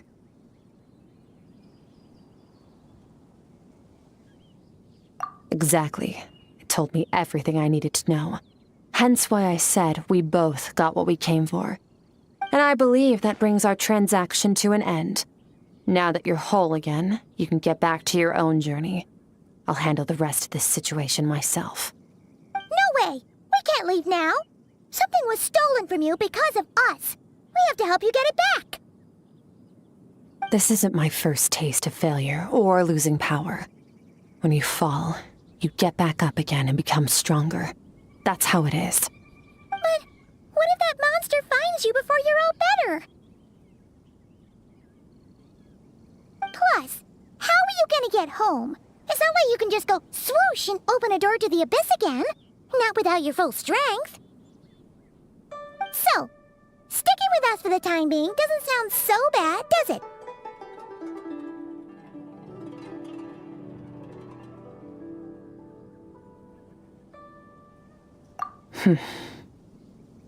Fair enough. Then take this. What is it? A bag of Mora. Nothing in this world is free. I know that much. I'll leave the planning to you. Hurry up and decide where to go. We shouldn't linger. We should take Skirk somewhere she can rest. But where? Paimon gets the feeling Skirk wouldn't like being around a lot of people. Oh wait! Baizhu said we could rest in the back room of the pharmacy, didn't he? Let's head there!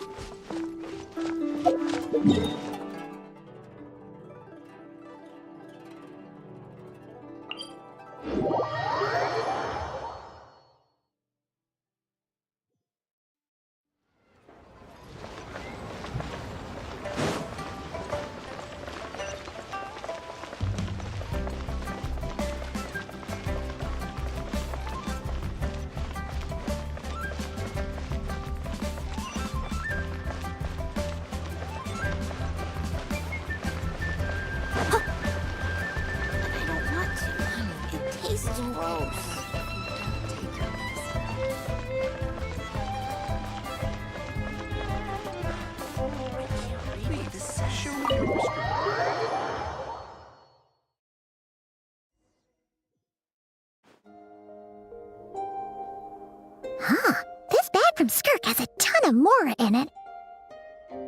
Does she have a job or something? Wait, no.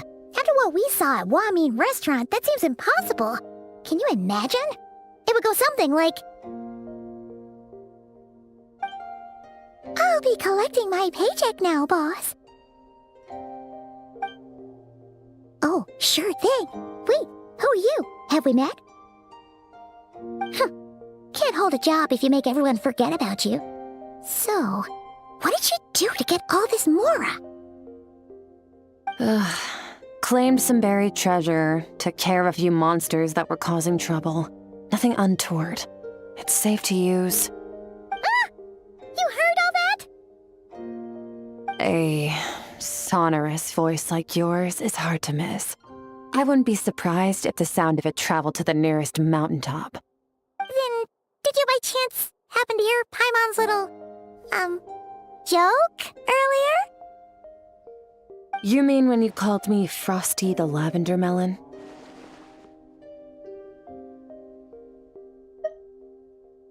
No, sorry. Paimon totally misspoke just now. She didn't say that at all. It was, a Paimon lookalike. Yeah, she's a piece of work, that one. Always impersonating Paimon and giving people weird nicknames. Okay, fine. The truth is, Paimon didn't like you all that much at the start, but things are different now. You helped the Traveler in a big way, so what do you say? Friends? Ugh. I noticed there was only one bed. Go ahead and get some rest. Wait, what about you? I don't get tired, and I don't need rest. I'm going to practice my sword work. That should help me regain some strength. But your shoulder... Hey, don't just leave! Whatever. Let her tire herself out. She'll come back eventually. Let's get some sleep, Traveler. That comfy bed is calling, Paimon.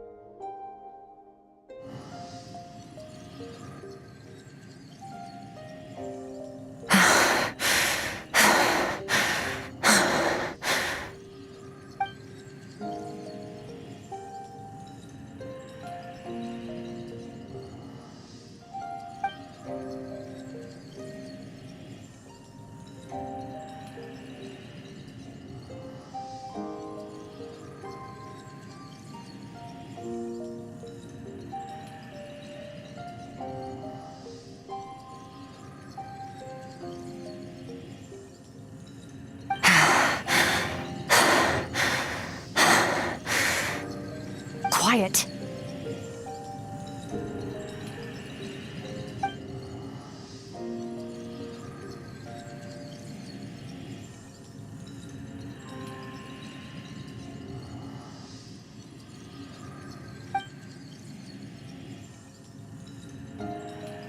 Do you even remember how many of us perished in that fire?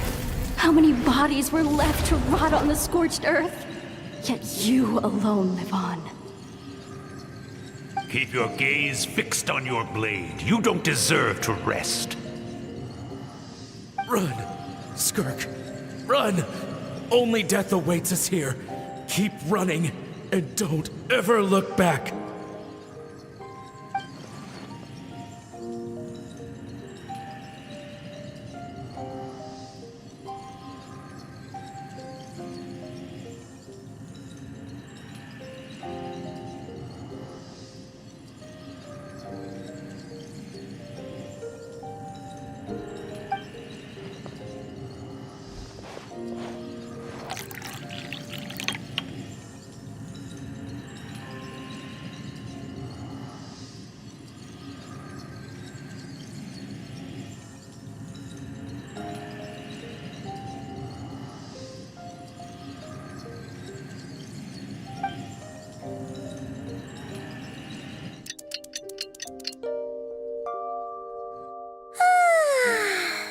Getting an early night's sleep is the best.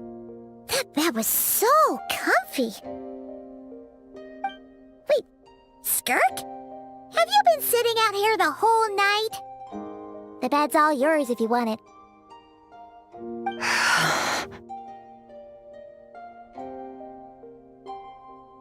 About 60%, maybe 70. Whew! Paimon Paimon thought it would take at least a couple of days.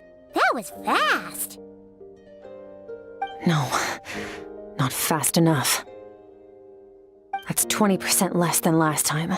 Same training regimen, same intensity. Nothing felt different, but somehow the outcome fell short.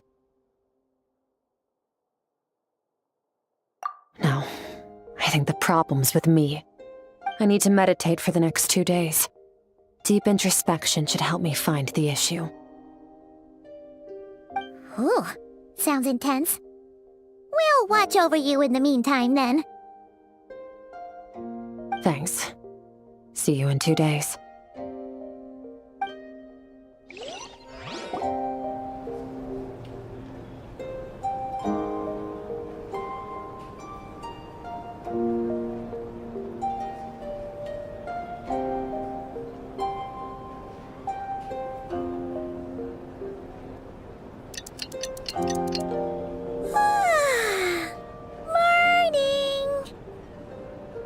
Skirk is still meditating, huh?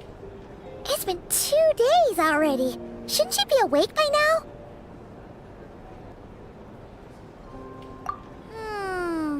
Paimon can't think of anything we can do to help. Oh, wait! Breakfast! That's it! Paimon will go get breakfast! Skirk is gonna be starving when she wakes up. Be right back.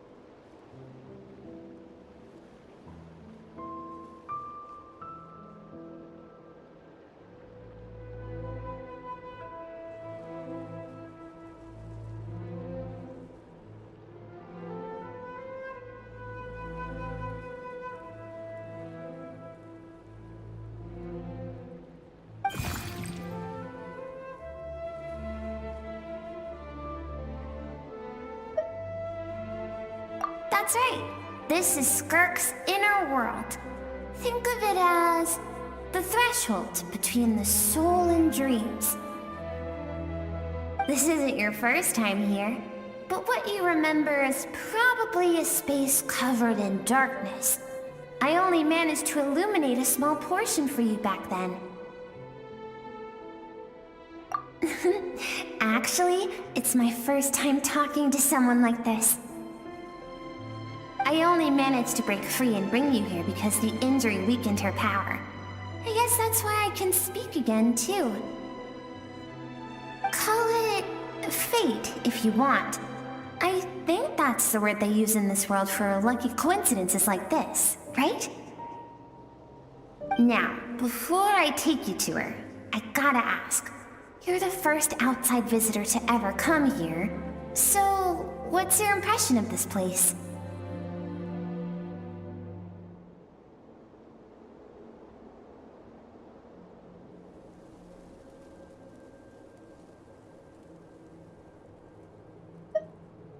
Oh, you noticed. This river represents Skirk's strength. Strength accumulates over time. It is the summation of a person's lived experience. So this river is where all the fragments of Skirk's life should converge into a single stream of memories and emotions, flowing forward as one.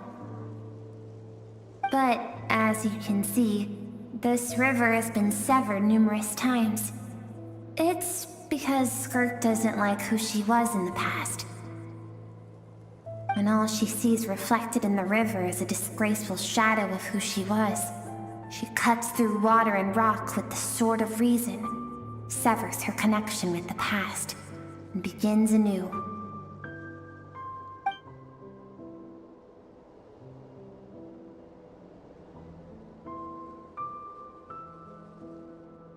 You must learn to shut out all the pointless emotion. Crush the self that makes you weak, and become master over your physical form.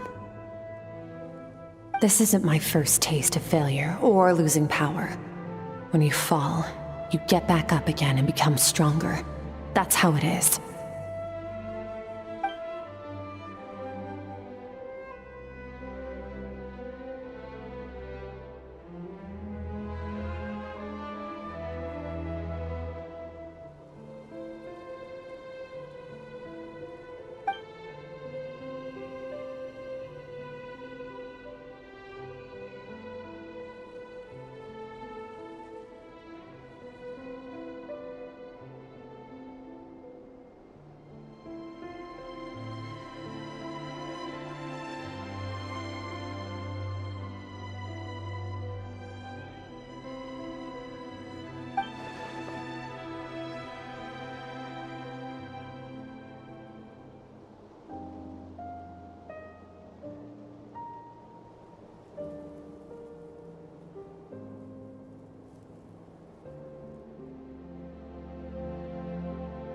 The answer to one mystery invites another question, I see. Let's follow the river upstream. There among the cliffs, among the memories etched into her heart, lies the truth of it all. Soon, you'll understand everything.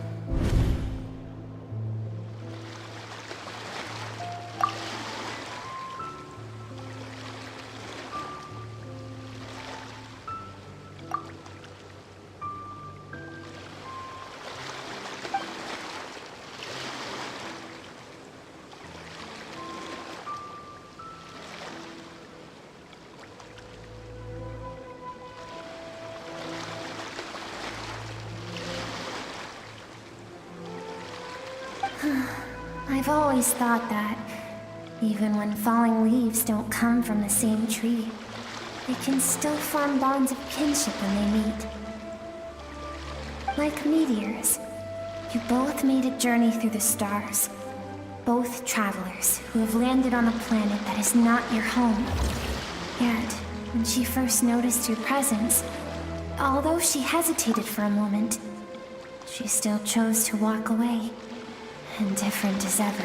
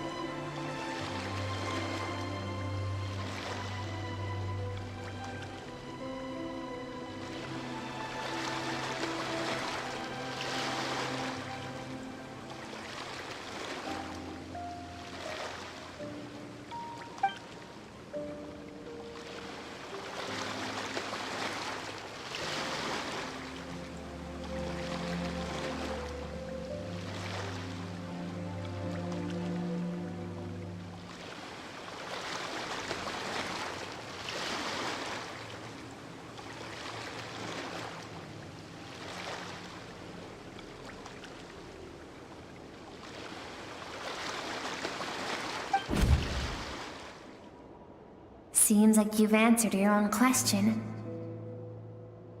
Skirk sees herself as a trespasser in this world. She's made a conscious choice to avoid altering its path. But the reason for that decision stems from events much earlier on in her life. Let's keep going. It's still a long way to the source of the river.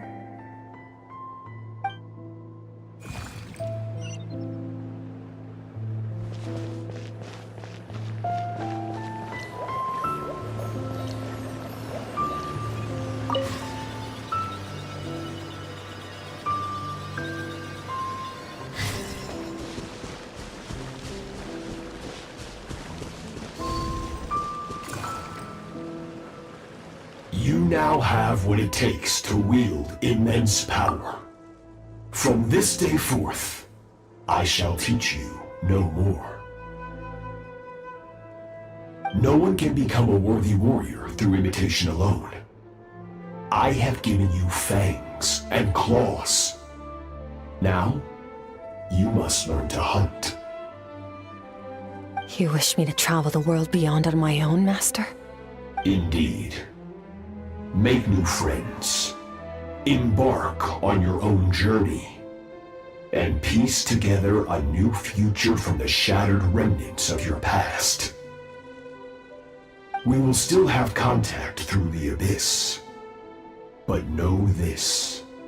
One day, I will take the life you worked so hard to rebuild and reduce it to ashes. Just like the fire that haunts your mind. Why would you do that? I have told you before, fear is the catalyst for human evolution. You have tasted loss. You have known fear so deep it can be felt in the bones. But as living beings, we all have an instinct to detach from that which harms us. And thus pain dampens over time, and the acrid taste of fear becomes but a distant memory. Yet now, I have bestowed upon you the gift of fear eternal. It will drown you in the nightmare of your childhood, or it shall drive you to defeat me, whatever the cost.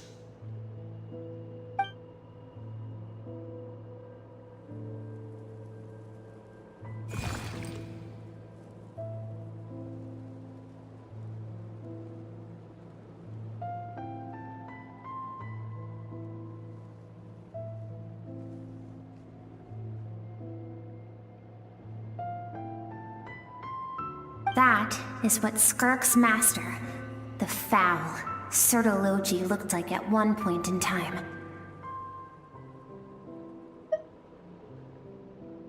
Of course, as a higher being, physical form is a triviality to him.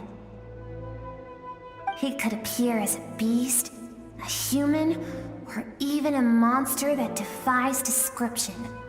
The form you see him in here, clad in abyssal armor, is the one he usually wears when traveling through the stars.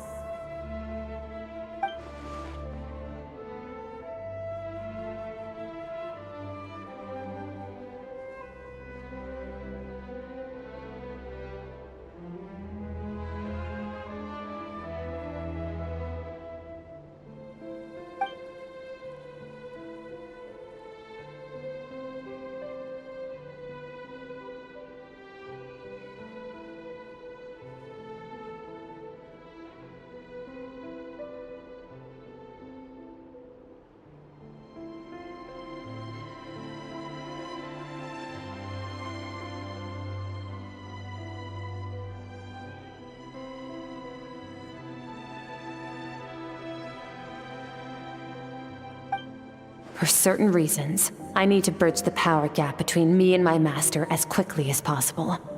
But first, I need to understand the source of his strength. To do that, I need to follow in his footsteps, walk the path he once walked, and somewhere along the way, I'll find out how to defeat him. That is my sole focus and purpose.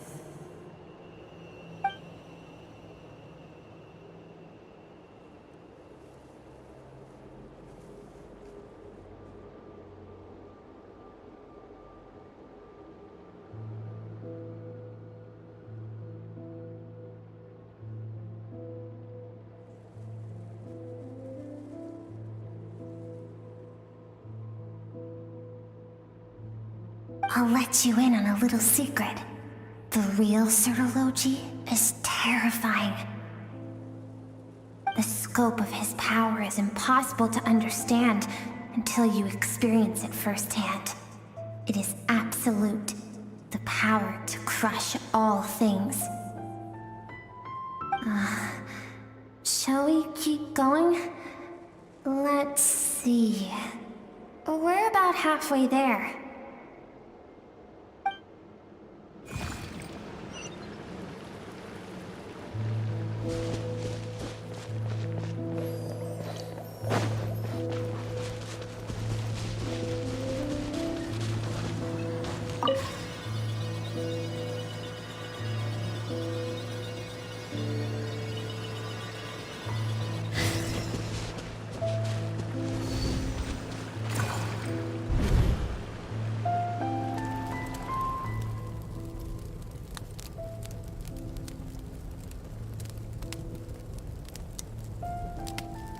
We've made it quite a ways already. This is Skirk, when she first began training under Sirology. I have set your broken wrist. Tomorrow, you're to train twice as hard. No tears this time. Good. Attempting to garner sympathy through tears is a habit of the weak.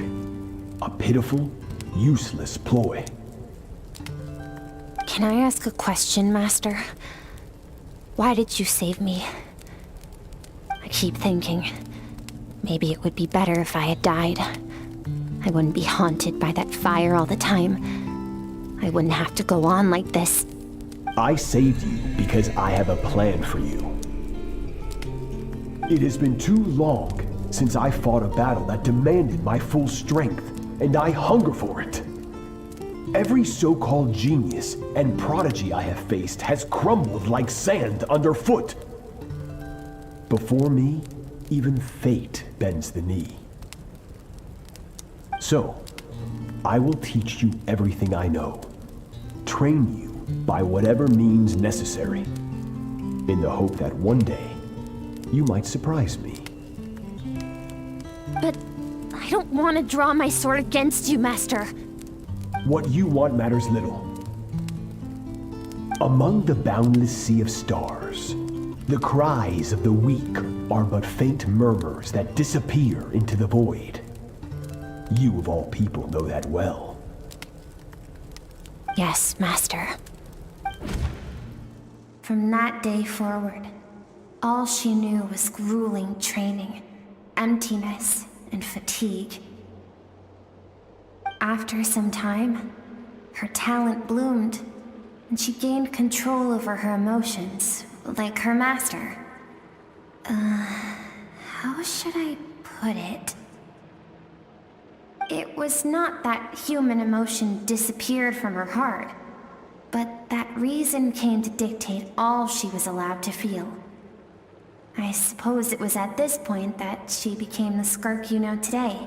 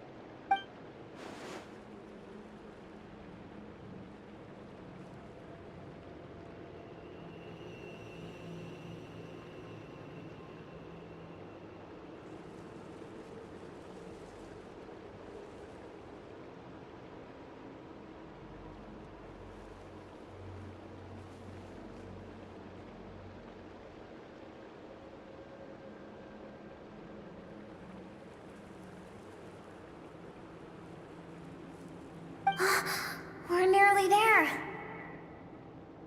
I almost don't want to reach the end. Well, shall we?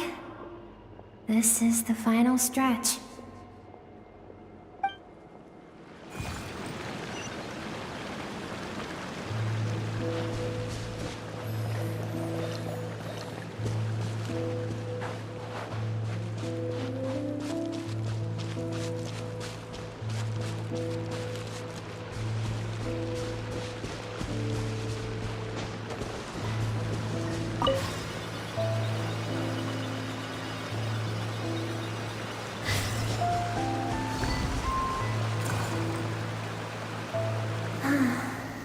These are Skirk's happiest memories. What a simple and carefree time it was. Wisps of clouds dotted the sky. The sun bathed everything in golden light. And when song filled the air, not even the shyest of flowers could resist swaying along. This is Skirk's homeland. She was so curious about everything as a child, always skipping school to go exploring instead. There was so much to discover. The treasures at the bottom of the sea, the secrets beyond the stars, and that merchant ship packed with adults wearing those strange clothes. Yes, the ship. That was the beginning of the end. It was a spaceship. When it arrived, the people that disembarked wore smiles on their faces and spoke of friendship. They claimed to be merchants from a neighboring planet, looking to establish trade. Skirk's parents, her relatives, her neighbors, everyone welcomed the newcomers with open arms and allowed them to explore the planet. To them, the visitors were guests and should be treated with hospitality. No one had any idea of what was to come. Several months later, an army of unknown origin arrived without warning and carried out a ruthless campaign to destroy everything and everyone on the planet. Skirk had skipped school that day, like so many times before, so she was not caught in the immediate wave of destruction. But when she came home that day, only fire and ruin awaited her. Countless people cried out to her for help. People she knew and loved. Friends and relatives. The little girl who lived next door. The shop owner with the bad leg. The bad-tempered teacher she had made fun of just that morning. Their lives were discarded like worthless trash as the fire consumed one life after another. Skirk was helpless. All she could do was run. And so she did. She kept running until an unexpected figure crossed her path. If Sertology hadn't been there in that moment, the fire would have claimed her life too. And there she would have remained, left to rot in the scorched earth, with no answer as to why any of this was happening.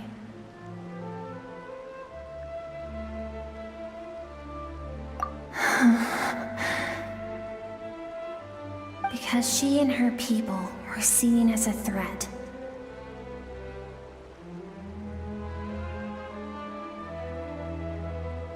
As the initial merchant ship explored the planet, they discovered that it hadn't always had the condition to support life.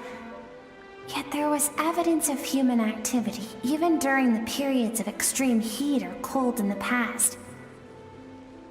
Further research revealed that, over time, the people of this planet had evolved the ability to adapt to any type of environment or energy source.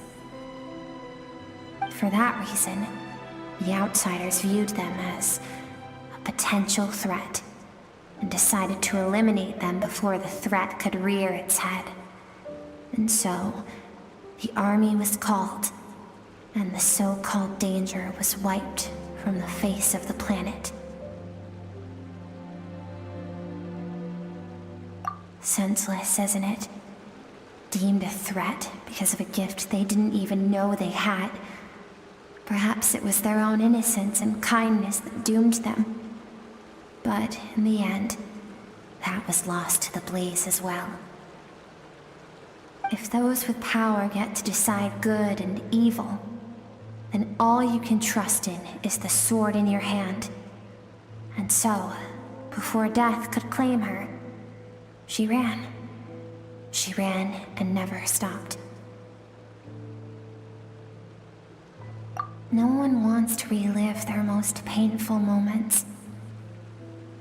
Well, that brings us to the end of the story. This is as far as we can go. Skirk is waiting over there. For both of us. Let's go to her. It's time to fulfill my purpose. And my greatest wish over all these years.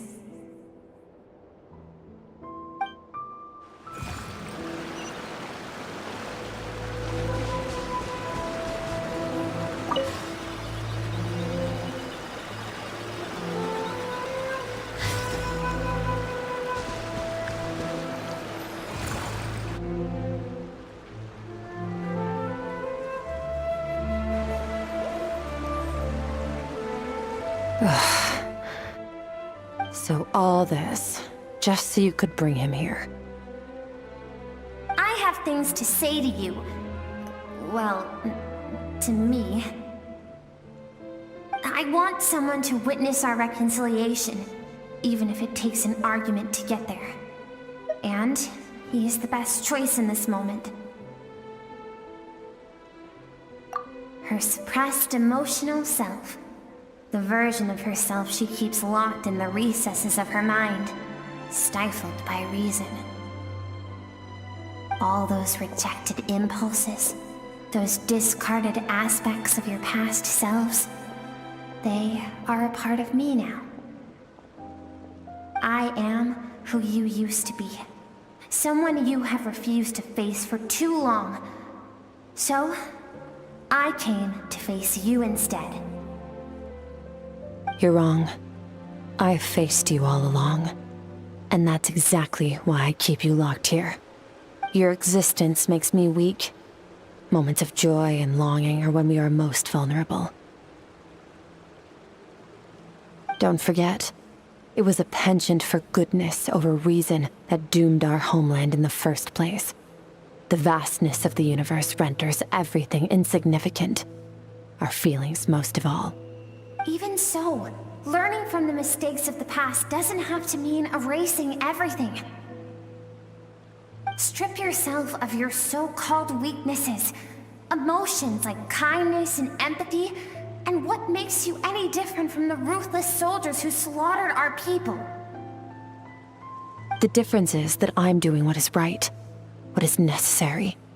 I allow you to exist, but with limited freedom. That is the greatest kindness I can offer. I've shouldered everything you couldn't carry.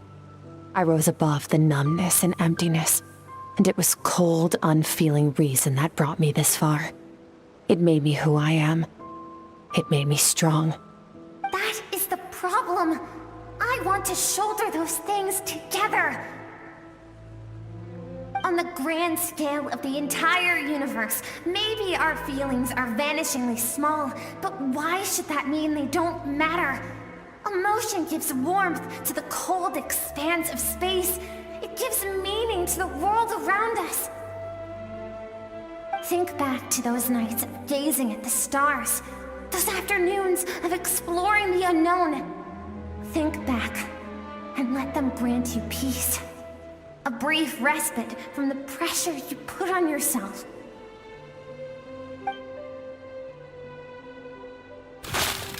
That isn't what we need. It's exactly what we need.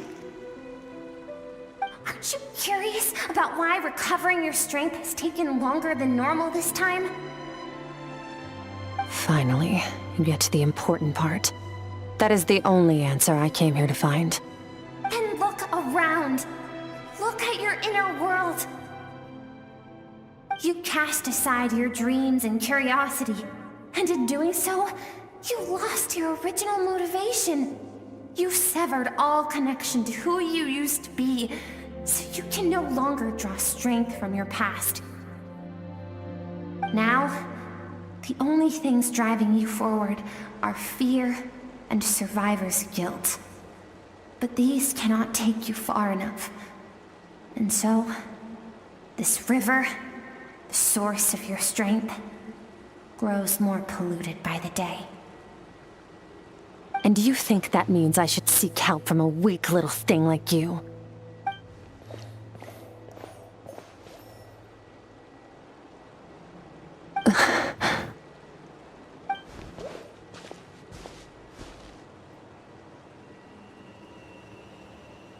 Thank you for saying that. I knew bringing you here would be the right choice. To be honest, I'm not here to argue with you. This isn't about who's right or wrong. And in fact, I agree that in order to make it through the wake of that tragedy, we had to distance ourselves from the pain through reason over emotion. But what is right at one point in time isn't always right forever. I know you will never forget that fire. I know the fact that you were the sole survivor fills you with guilt. And I know that among the voices that haunt you, mine is there too. Because deep down, you know that you didn't turn out to be the person you wanted to be. All those unfulfilled hopes are like knives to the heart. And I don't want you to hurt anymore. So even if you can't accept me, I hope, at least, that you can let go. I keep thinking, maybe it would be better if I had died. I wouldn't be haunted by that fire all the time. I wouldn't have to go on like this.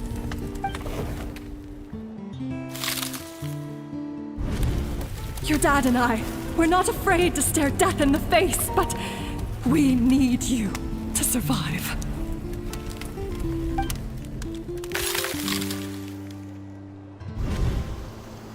I'm sick of being a kid. There's so many amazing things out there. And I'm ready to see them all.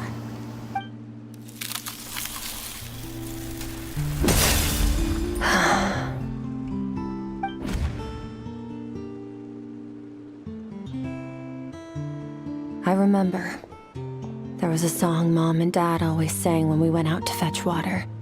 Dancing water. The sand along your path is begging for your song and movement. Will you carry this burden with you on your journey? I am not the dancing water, and you are not the burdensome sand. But if this is your wish, then I will carry you with me until the end. Thank you. I should be thanking you.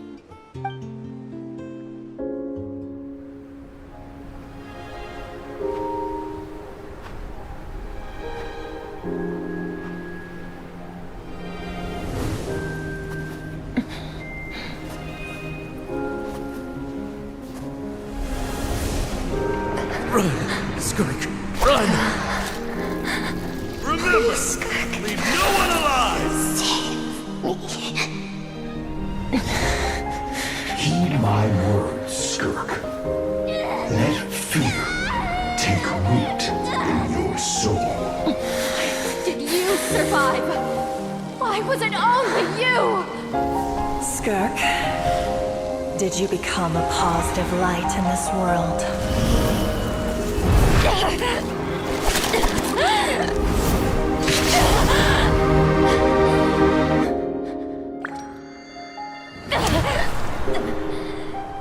Hey, this doesn't have to be the end.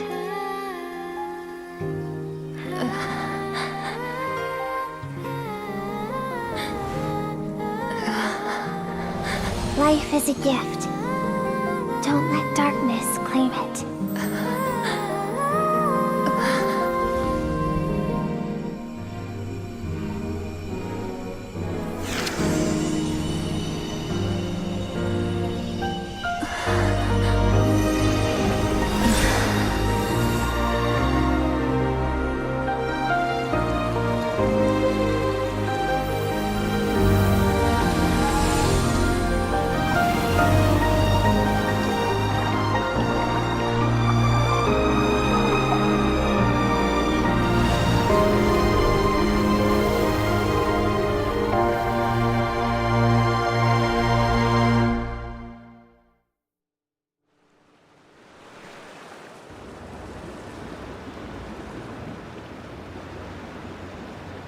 So, you saw my memories then. I once asked my master if survival of the strongest was the law of the universe. He said no. But in a world without order, those with no moral boundaries tend to be the ones who survive.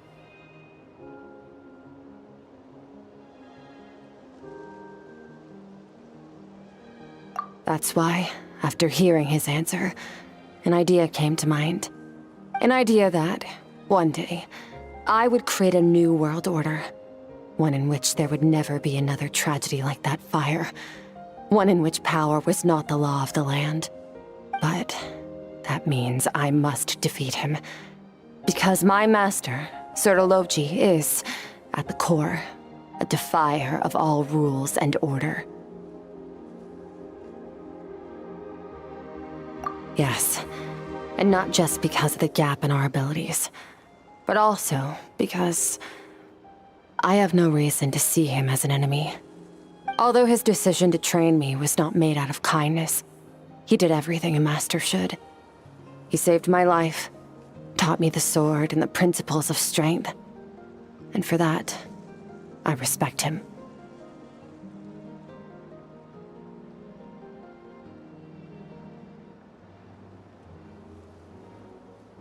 I know, and it's not something I want. But Master never goes back on his word. I have to treat everything he says as a promise. He's no longer into that, but he sends me messages through the abyss every now and then. Most of them are simple greetings, or an answer to one of my questions. Every time I hear from him, my heart skips a beat. And I wonder if this is the moment where he'll finally appear before me and tear down everything I've built to pieces. Maybe that means I do live in eternal fear, just like he said. Yes, I respect him, but I'm also afraid of him. And for that reason, the pursuit of strength consumes every moment of my life. I don't know what Master has planned, but I have to be ready.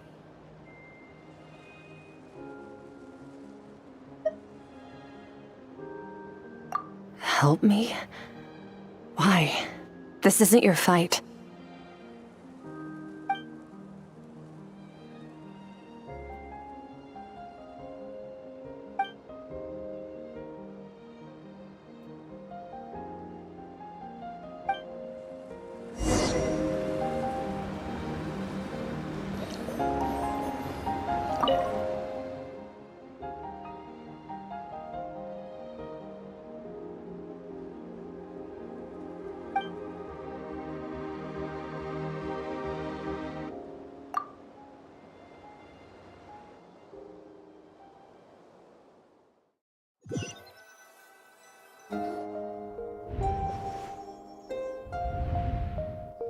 Oh, you're finally awake! Honestly, Paimon was gone for like 2 seconds and then she comes back and finds you both unconscious? Oh, you scared Paimon half to death! You're both okay, right? What does it look like?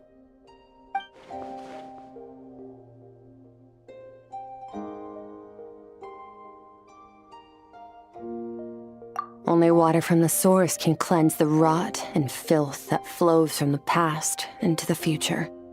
I taught you to incorporate the experiences from your journey into how you fight. I suppose what happened today will become an inseparable part of who I am. Okay, so Paimon feels like she's missing some important context. But whatever. Paimon brought back tons of delicious snacks! Let's dig in!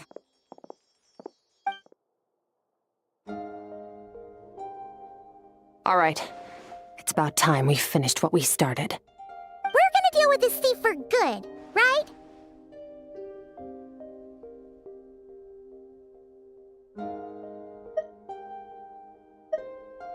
This time, I'm not going to tell you to hold back.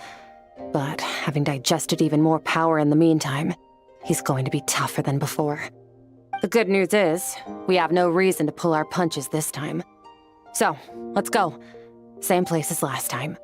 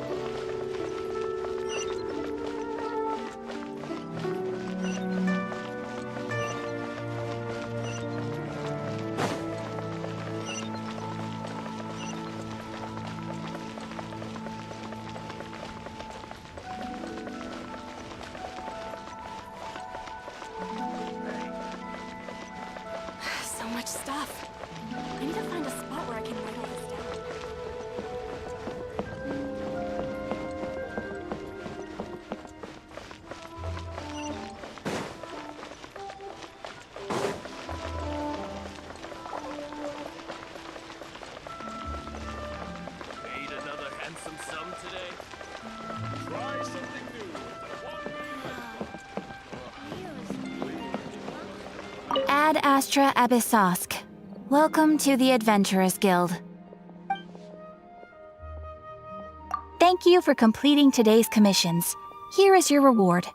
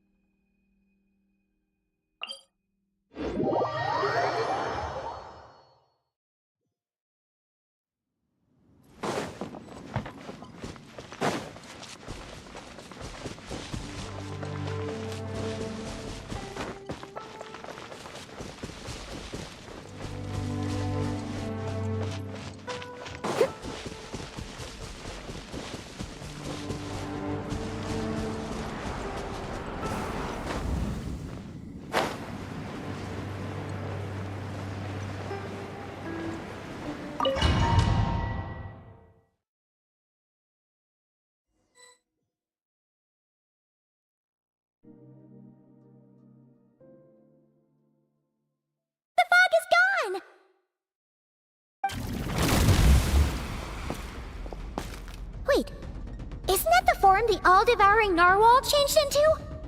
How come he knows that, too? Really? So, you're telling Paimon that giant whale and this guy can both turn into the fowl? How does that work? It's a subconscious instinct. Any intelligent being who longs for his level of strength is bound to mimic his appearance. It's a natural response after encountering someone as powerful as Master. To them, he represents ultimate power. We know the person before us has encountered Master, and we know he stole a portion of my power. So it's not surprising that he would assume this form. Okay. Oh, the closer Paimon looks, the more intimidating it gets. Nervalette isn't here this time, so it's up to us. He won't have the nerve to steal again after we're done with him. Let's teach this guy a lesson.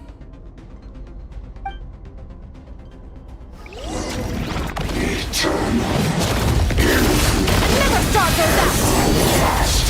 Extinguish!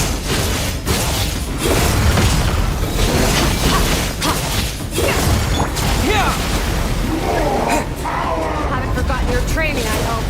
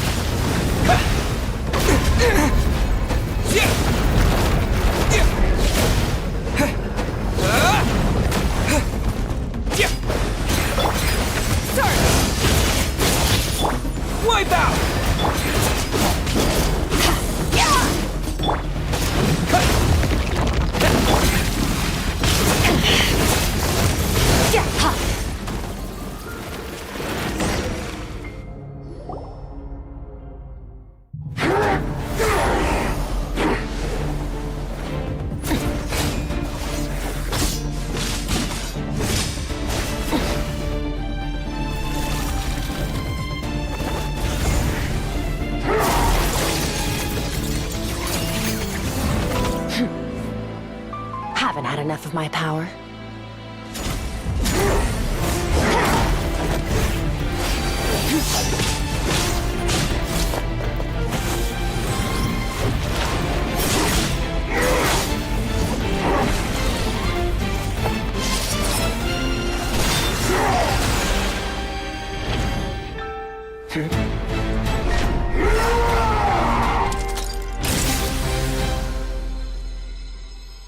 Well then, let's see how much more of this power you can handle.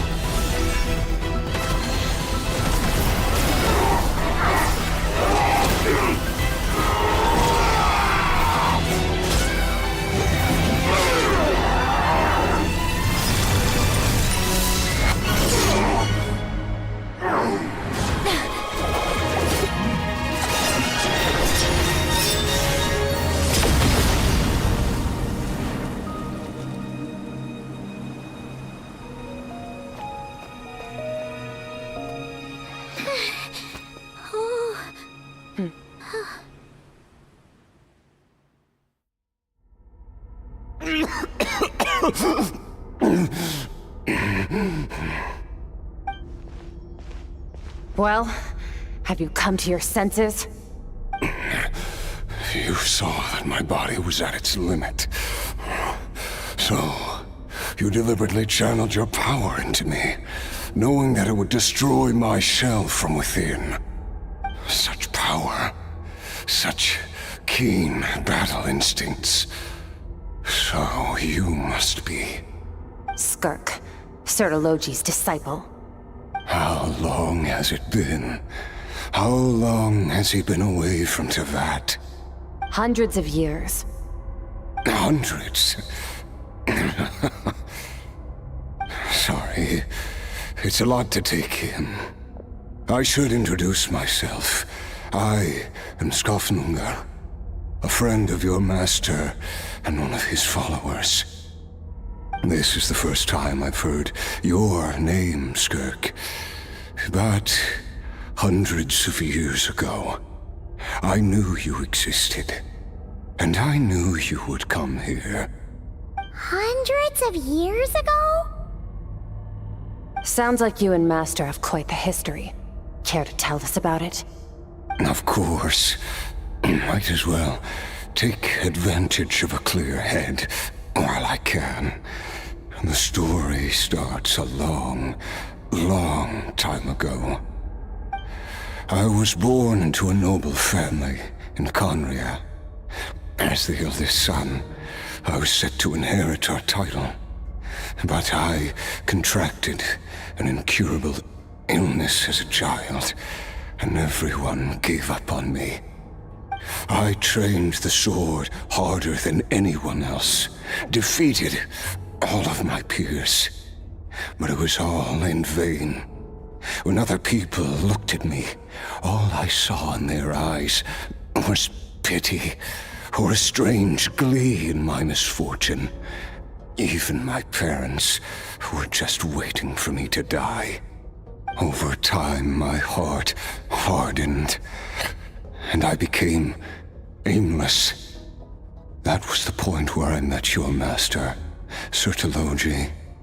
We were similar in age, but different in background. He was born in prison, the son of criminals who had been sentenced to death. He spent his childhood wandering the streets, facing more criticism than the literary works in the Universitas Magistrorum. Yet, he always wore a smile on his face, as if kindness and malice were one and the same, and he could not see the difference. I still remember what he said to me when we first met. You need to fight to survive. Even if it's a losing battle, it should light a fire under you. How can you sit back like this and go down without a fight? That does sound like something he would say. He was the first to acknowledge that I was worth something, and he inspired me to keep going. When we sparred together, It was the first time I'd actually felt the thrill of combat. When I was 10, he stole forbidden research materials and managed to cure my illness. It was like there was nothing in this world he couldn't accomplish. When it came to the human form, he was always intent on pushing the boundaries of possibility. But somewhere along the way, I fell behind. My talents were nothing compared to his, and at some point, I realized he had pulled so far ahead, I was too embarrassed to even ask him to spar. After his grand endeavor was successful, he sought me out and said to me, "This planet no longer holds anything of interest to me, so I'm leaving. But first, I have an offer. I can use a power I have just refined to break the curse of immortality for you. Your death was once what we worked so hard to prevent. But the immortality you now face is a different kind of pain altogether." I'll pass. Immortality doesn't sound so bad to me. Since I can't die, it means I have an infinite amount of time to get stronger. Maybe I'll finally catch up to you one day, and we can spar like we used to. Are you sure? I cannot say when I will return.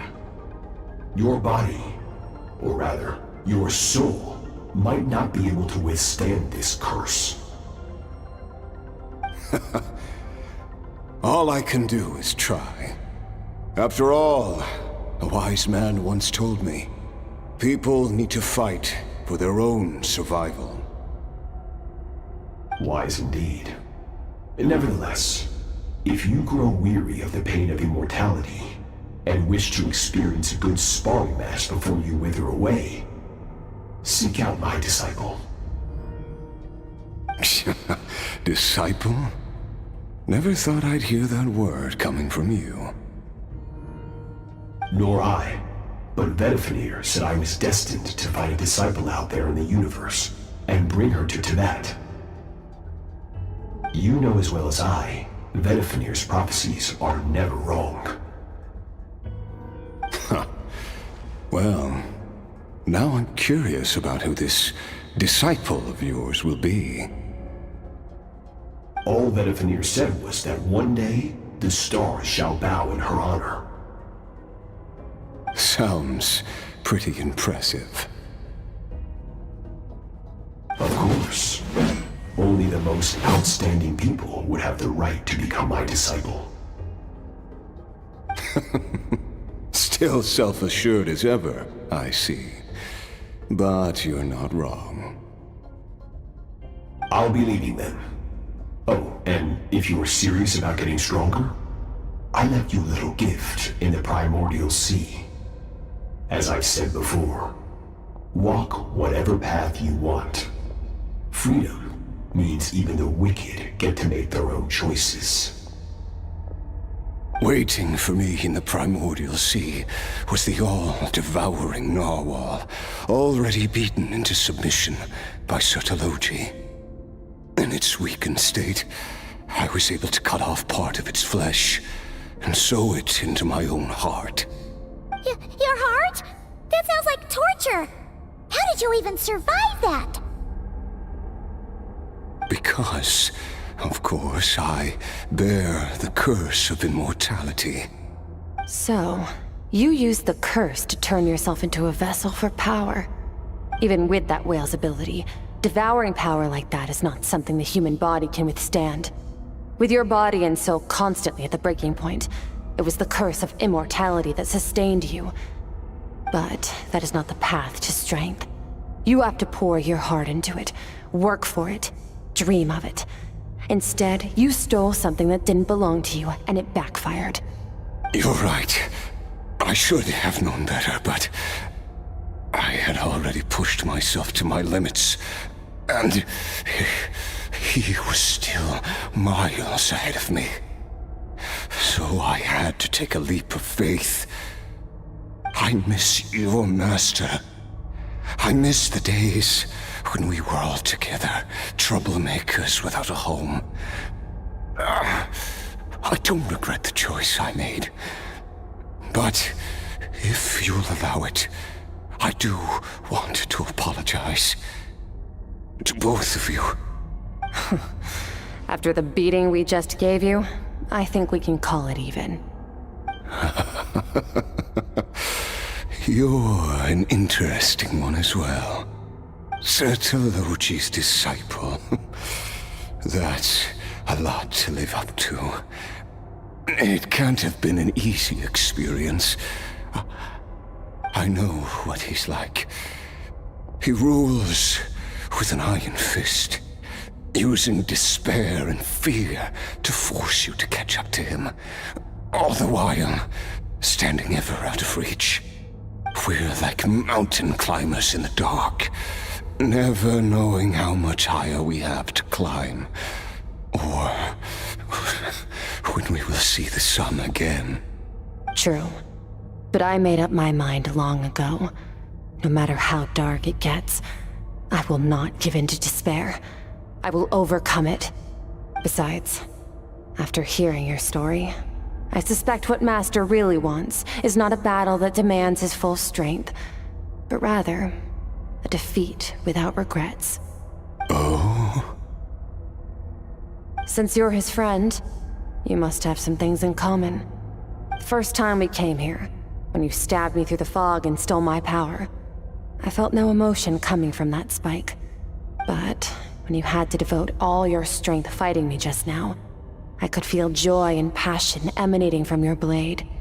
It was the joy of a researcher discovering the truth of the world, the joy of an artist uncovering a temple of wonders. Interesting. I'm certain I didn't express those emotions outright. Yet you were able to read them from my blade, like a glimpse into my inner world. You're right. That battle brought me an unbridled sense of joy, and my defeat brings me no regret whatsoever. Exactly. I think Master also craves a battle like that. One where his opponent forces him to use all his strength, unlock the extent of his potential, and transcend his own limits. A battle to end all battles. After which, all can come to an end, including, perhaps, his life. For that very reason, good and evil are meaningless to him. He has one purpose, one goal: to complete himself. It's one of the secrets to his strength. Perhaps you're right. Perhaps that is his call. What a battle that would be. Oh, to witness such a...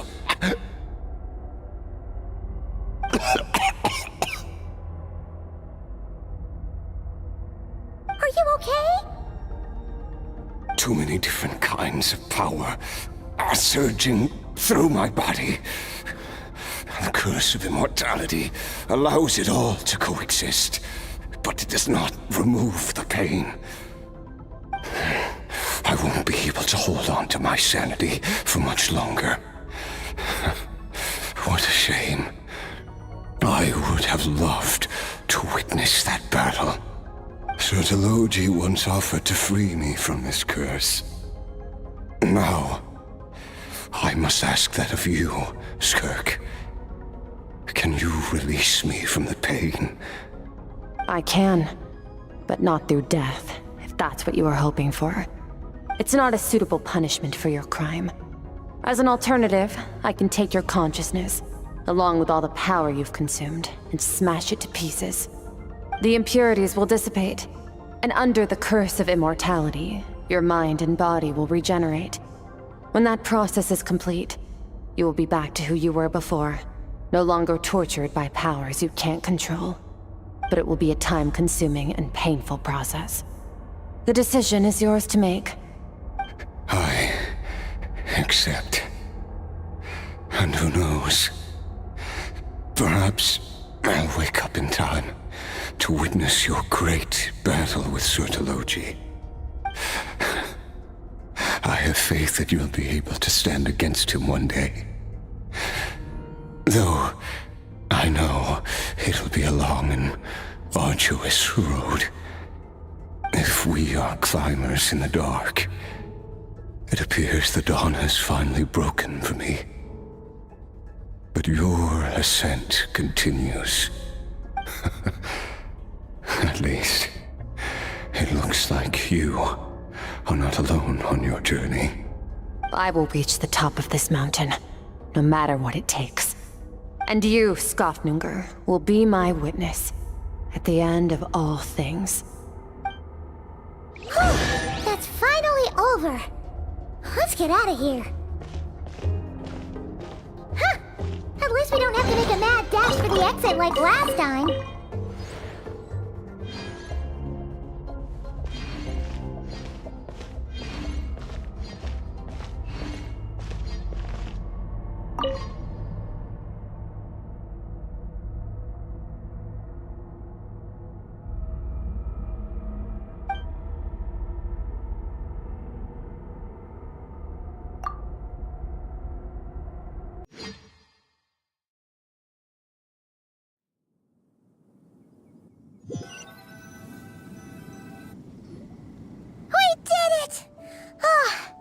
It's only been a few days, but it feels like forever. Once again, we've proved there's nothing we can't overcome. We're just that awesome. Wow, you sound even more confident than usual. Guess you really have become stronger. Today sure went by fast. It's night already. Oh wait, that reminds Paimon. The stars you mentioned, the ones that died out, are they back now? Yes. The power Skofnungur stole has been returned. So, the stars have regained their light. Great! Huh, it's crazy that you even noticed their light was gone. There are so many stars in the sky. If a few disappeared, Paimon definitely wouldn't be able to tell. I suppose it's because I have gazed upon this sky for centuries. The false stars, hanging in the meticulously planned sky, glittering with rotten light. It's not real. And yet, it is for that very reason that I can look upon it and enjoy the momentary peace it brings.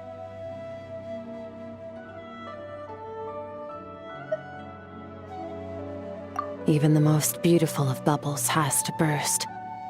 We will return to the real universe one day, whether of our own volition or not. Time marches ever forward. Even the innocent and naive will taste life's bitterness. Yet through hardship, we grow, until we learn to seize the sands of time for ourselves and uncover our true strength. Though we gaze upon a false sky, its vastness and majesty is palpable. One can only wonder, what is it going to take for kindness to reign supreme in the vast expanse of the universe? Ugh, this is all going over Paimon's head. But if she knows one thing, it's that the Traveler always finds a way. Ever since we met, he has filled Paimon's days with happiness. No matter how tough things get, he always finds a way to make it better. If it's too big a job for one person, then we'll do it with two. And if two's still not enough, then three. We've met so many amazing friends and accomplished so many amazing things. As long as we don't give up, we can make any wish come true. I suppose when it comes to you, anything is possible. Well, I should be going. Now that my power is no longer isolated from my emotions, I need more practice to get used to it. I suppose fate will decide. Maybe we'll bump into each other on the street. Or maybe we'll reunite on a different planet entirely. Regardless, reunions and partings are but passing moments. More than anything, I hope that, at the end of this journey, wherever it takes us, we stand in a world reborn. One without war, pain, or forced partings. One where new life can bloom, even where there was once nothing but scorched earth. For this, we must all work to become stronger.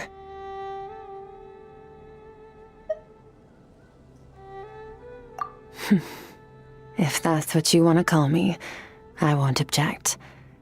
Goodbye. Bye!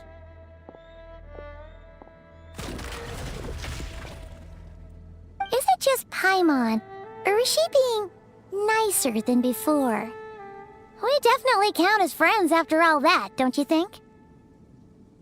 Hey! What do you think about camping here tonight? There's nothing quite like sleeping under the stars. Come tomorrow, we can continue our journey.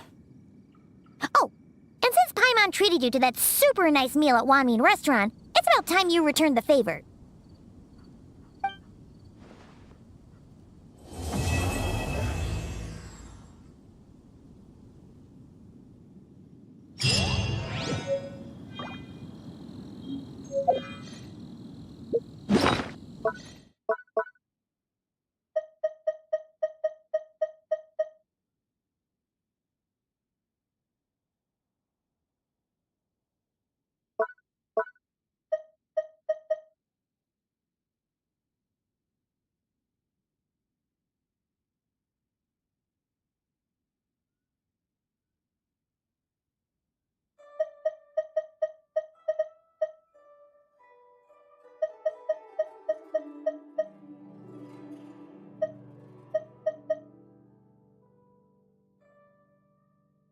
Leave it to me.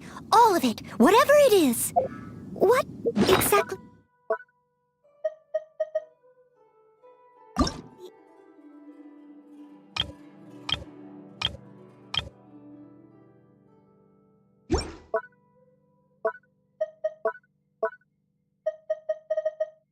is it?